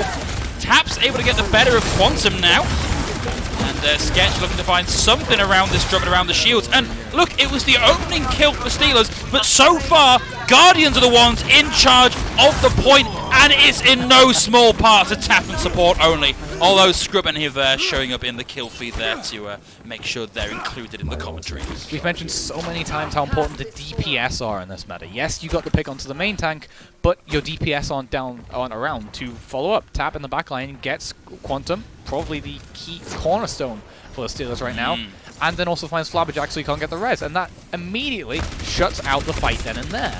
Indeed, we've spoken about putting eggs into baskets as regards running the Pharah Mercy, and it looks like Tap has found a way to really put a hole in that basket.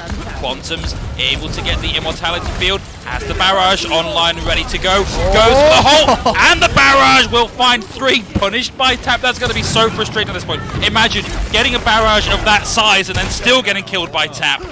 Right, Carulius gets flashed. Tap took a long time to die there. He did take a long time to die, and that does mean they're going up to about 45%-ish. The Tap does have the high noon though, so he's gonna, as usual, I would imagine, get a big play with that. But no seriousness, support only does also have the Death Blossom, which is going to cause a lot of problems in the backline, and there is nothing on the side of the Steelers, not just because they don't have the ultimates, but because they're not running the composition with a defensive.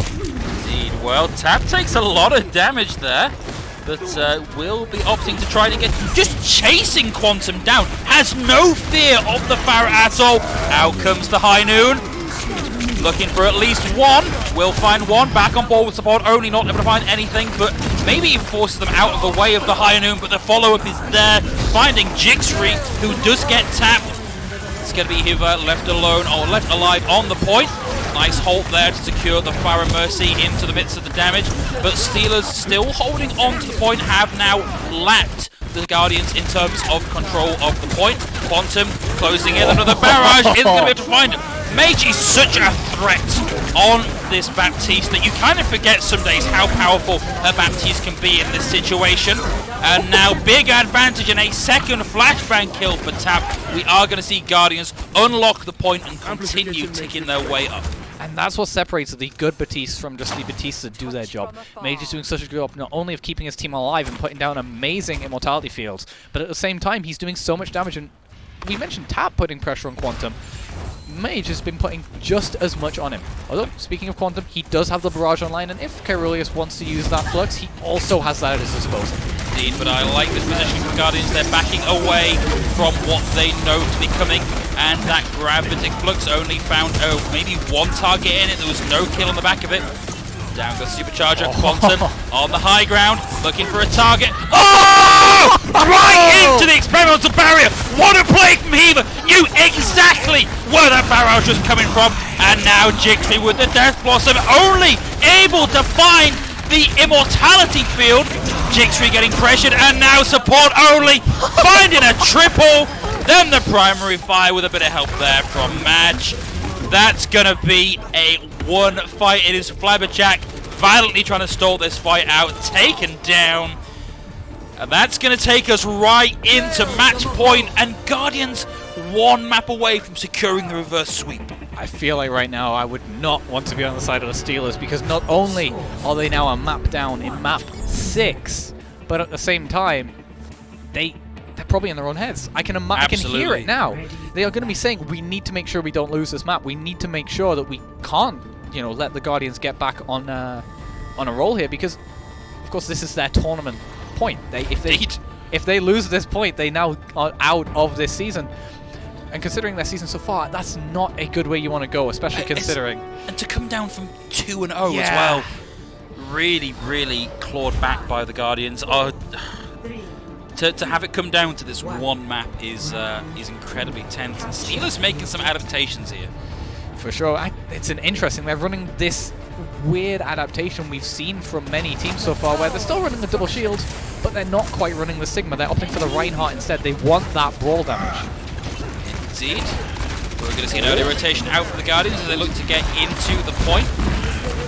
Tap raiding in the right clicks to see the freeze there coming out onto Arc. Caeruleus able to get one kill with the Fire Strike. Tap not able to find value around that shielding. And that's going to look like Steelers in control of the point for now. And now they are, but remember that this composition is not one that is built, for just this fight. They can make adaptations, they can do all of these things that now the Steelers are stuck with. So even if they built this comp to deal with Taps and McCree, should the Guardians want to, they could easily make an adaptation of their own and put the Steelers in a very bad position. Indeed, Tap, despite having lost that fight, is almost halfway to another high noon. But look at Caeruleus, 83% of the way to the Shatter, and that's such good ult for building charge of the rest of your team. And it comes, and we've also got the Coalescence. Has it already? Immortality field goes down. Down goes the Shatter, but Tap getting a third flashbang kill onto Caeruleus. Both tanks and the Maid down. That looked like it was Steelers' fight to win, but it just disappeared out from under them. The Shadow seemed to get a few members as well, so I'm not sure what happened there. But the second that Shadow went down, Caeruleus was gone, and now they're just trying to stall out this point and get as much percentage as they can before the point flips over. Yeah, Quantum falls to support only, who is closing in on that Death Blossom. Steelers doing a good job of keeping this alive for now. Tap with the high noon. Out comes the Blizzard as well. Looks like there just weren't enough people alive to make anything happen with that Blizzard. And Tap just clicking heads magnetically. Oh, this man is on fire, both figuratively and literally, and he has that Death Blossom, that high noon online right now as well, and that could be comboed with that Supercharger to do so much damage. But regardless, the Guardians are sitting in a good place. And it's going to be an aggressive sound barrier into the Death Blossom, but a Hulk coming out from Arc robbed all value out of it, and another high noon out from Tap. Will find two, whoever gets a third. And that's another one team fight easily. There aren't the ults online for the Steelers. They just had to back off because of how early the Steelers decided to beat there. Yes, engaging with beat would have been a great for getting into position. But at the same time, the Guardians just took a step back, dropped off the high ground, used that immortality field, and the high noon was ready and waiting for the Steelers to walk into. Tap taking a little bit of computer time there. Browsing the mecha files. That's going to be an amp matrix already on the field. Luckily, the wall out from Jigsaw is going to deny at least some of that value out of it. But Steelers not able to aggress in just yet. Instead, going for the rotation through onto the middle ground. Mages opt for the drop down straight onto point. Kyruli is closing in on having that. Oh, what a pin! Support only taken down. Cyruleus now has the shatter ready to go. Heaver down. Nothing out of the Earth Shatter just yet, but they have done enough to flip this point around. Tap will find Flabberjack at the back end. Tap, often the last to die in these fights. He is often the last to die, but that does also, bode well for the Guardians because it means he is surviving longer than, the Steelers would really want. He does also have the High Noon back online yet again. He's doing so much, and now Hiva has the Flux combo with it, as well as that Coalescence. Indeed. Well, Rookie Ram's going to start things up, and very cleverly they wall off Tap. Immortality field goes down. Tap able to get back in, doesn't find anything with it just yet. Doesn't even buy a huge amount of space for the team. Oh, and the Death Blossom out from Quantum. What? How? Quantum gets the double, but Hiver and Tap just completely ignore it and brute force their way into a win. They somehow walled off Tap. I don't think that will have been planned, but at the end, yeah. Tap came back, he had the High Noon, he didn't get any kills with it, but he put on so much pressure for so much positioning there that they had nothing to do. Now, the Steelers do have this Blizzard on the board, but they need to get through this Supercharger. Oh, that's really unfortunate. It bought some space. Sketch took a lot of damage. Jigsaw gets the Blizzard on point. Down goes the Immortality field, but so far it's only Constructs to die. Kyrulu is able to find Madge. Out comes the Death Blossom, but interrupted. Flabberjack may have done just enough to bring that around for the team. Down goes Tap. And they flip the point. We're hitting 99-99. So this is going to go down to one final map of control to determine who moves forward in the playoffs. Who could have called this at the start of the evening? The Guardians, all they had to do was just be a little bit more aggressive, but instead they tried to do what they'd failed at earlier in the series, which is playing reactively. Jigsaw got that Blizzard off, and from that point on, the Guardians were in such a bad situation. But not all is lost, because although the skies are very, very open for Quantum here, it does also mean that let's tap in for a little bit of skeet shooting. Indeed, Tap is still such a big threat here, and Guardians have finally just stumbled upon this thing that is just looking so, not unbeatable, but incredibly strong. And this is going to be down to a clash of very highly polished playstyles between these two teams. It's amazing we're saying highly polished as well, because it's a look we haven't actually seen from the Guardians yet. Mage, of course, sticking with that. Batiste as well, been such a key part of keeping Tap alive. And right now, the Steelers really do have to answer what Guardians are asking for. Indeed. Well, it's down to a bit of a shield war, but Ark's going to be the first to fall. Jigsaw coming in on the Hanzo with a lot of help there from a Mercy pocket. Quantum now in a position to keep just firing down main, generating ult charge. This adaptation onto the Hanzo from Jigsaw, I think, has the potential to be very strong here. It's a lot of range threat. But look at what Taps McCree is still doing to the Steelers. Look at how Quantum is now forced to play. He's playing it almost like a Junkrat right now, playing so low to the ground and so far out of sight that although he's getting some value, he's not getting nowhere near as much as he was. There's a nice connect with the Accretion. No kill out of it just yet. Steelers can afford to play this pretty slow for now. Quantum racking up the charge, but of course Tap playing around the side is able to get the kill in. Luckily Flabberjack there to bring Quantum back into the fight, but it just goes to show you cannot afford to forget about Tap. Cannot at all. Now Ruggy Ram has a Coalescence as well. Oh, Tap was abandoned by the supports, meant that Quantum was able to get in and secure the kill. Has the barrage ready to go, will find Arc. Giver goes down, Spot only getting Carillius. Quantum looking to keep charging that ult again, having just used it. And as we hit about 50%, Steelers looking like they're the ones in charge. Finally they've found an answer here. Jigsaw on this Hanzo is doing so damn much. Even though Quantum is taking out the fight, Jigsaw just went down enough damage for the both of them. Has that Dragon Strike, could well catch them if they go for the choke point here. But there are a lot of other ultimates on the side of the Steelers as well, and the Guardians don't have too much chance. So far, Guardians only have that amplification matrix. Flabberjack using the Valkyrie. Jigsaw doesn't need to use the Dragon just yet and knows that there is the Amp Matrix on the field. The Hulk comes out. Out comes the... well, in fact, we're going to see Tap with another High Noon here. Could be what changes it. Doesn't find anything. Has to roll out of the way of the Dragon. The Dragon is going to find two. And this is last fight territory. Steelers looking like they're in a position to just narrowly hold on to their run through the season so far. It's last gasp territory right now for the Guardians. Tab is having to swap off his famed McCree for the just to touch this point to be a part of the fight. Oh! 99%. Can we get the touch? That's it! Over and done! Not with a bang, but with a whimper. Steelers stop that last second contest, and on the last possible map of a 6-map series, Steelers are going to bully their way through into the next round of playoffs. What an accretion from Carulius to keep them off the point at the end there. I thought for sure they were at least going to touch, but no. Huge Dragon Strike coming out from Jixby, and that's just apparent for how much value he managed to get. Didn't even see that concussive blast killing the kill feed at the time. That was... it's such a shame that the Guardians looked completely shut out on that last map. And it makes me wonder why it took the Steelers so long to try that adaptation. It's an interesting one. It really is an interesting one. Because the Steelers, like we said, seemed like a team that would be good at actually adapting. You know, what we've seen from them so far, definitely showing good adaptation. So I feel like it's just they've been exceptionally caught off guard here by the way the Guardians played, and it was a very obscure playstyle coming out from them, especially considering McCree is someone we haven't really seen too much in the meta for.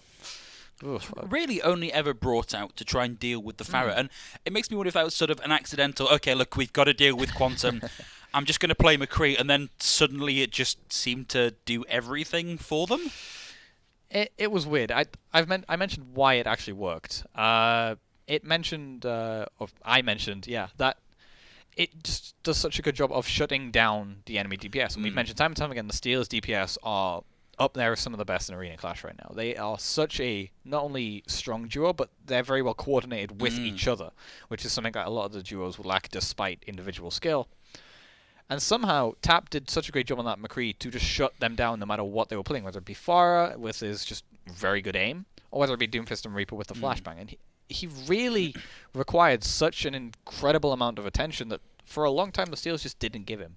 Indeed. Well, that has kind of set the standard for what we're looking for the rest of playoffs coming through. And to see what we're going to be looking at next week, we do have a bracket just to go over tonight's wins and losses for you. So this is going to be news to us as well. Sadly, it's going to see Vikings and Guardians both drop out of the lower bracket. So we're going to see Lionhearts. I think there might be a slight mistake on that because that was Steelers moving through there, not Guardians. Going to see Lionhearts Steelers coming through next week on the lower run. And Spartans managing to take a 3-0 victory over Saints to move forward, and Pirates taking the 3-0 over Smugglers as we saw earlier this evening. So it's going to be Spartans, Pirates, and Lionhearts Guardians in the semi-finals next week. Sorry, Lionheart Steelers, I'm making the mistake. I'm a simple guy, I can only read what's in front of me. So I'm glad that we finally get to see Spartans next week, because we've been waiting all season to see the Spartans, and I was worried for a second that the Saints might have been the team to knock them out. So we'll get to see them play next week. We will get to see them play next week. From what I've seen so far from the results throughout the season so far, they've been very dominant. They have had some very good showings against some of the better teams, including the Steelers, who we saw today. They had a very, very strong showing against them as well. So heading into next week, I could not be more excited that we finally get to see our reigning champions. It's going to be good. But I hope you've enjoyed these games this evening. I know I have, despite the fact that I feel mentally exhausted from that last series. If you've been watching this and thinking to yourself, I'd really like to get involved, well, we are coming to the end of the current Arena Clash season, as you can tell from the bracket we just showed you. But of course, there are more Arena Clash seasons. We'll be moving on into spring sometime after this one finishes. And if you want to come down and get involved, not just in Overwatch, but in Rocket League, Mortal Kombat, League of Legends, FIFA, any of those, then it couldn't be simpler to get involved. Simply hop onto your social media platform of choice and look for the Belong Esports or the Belong Arenas accounts and track down your local arena. Come down, meet the community, get involved in some games, come along to tryouts, and hopefully you can be on stream this time in spring. But from myself, Big Hungry Phil, and from my co-caster, Dan Yokai Forster, that's all for today, and we will see you next week for the semi-finals of Belong Arena Clash. Take care.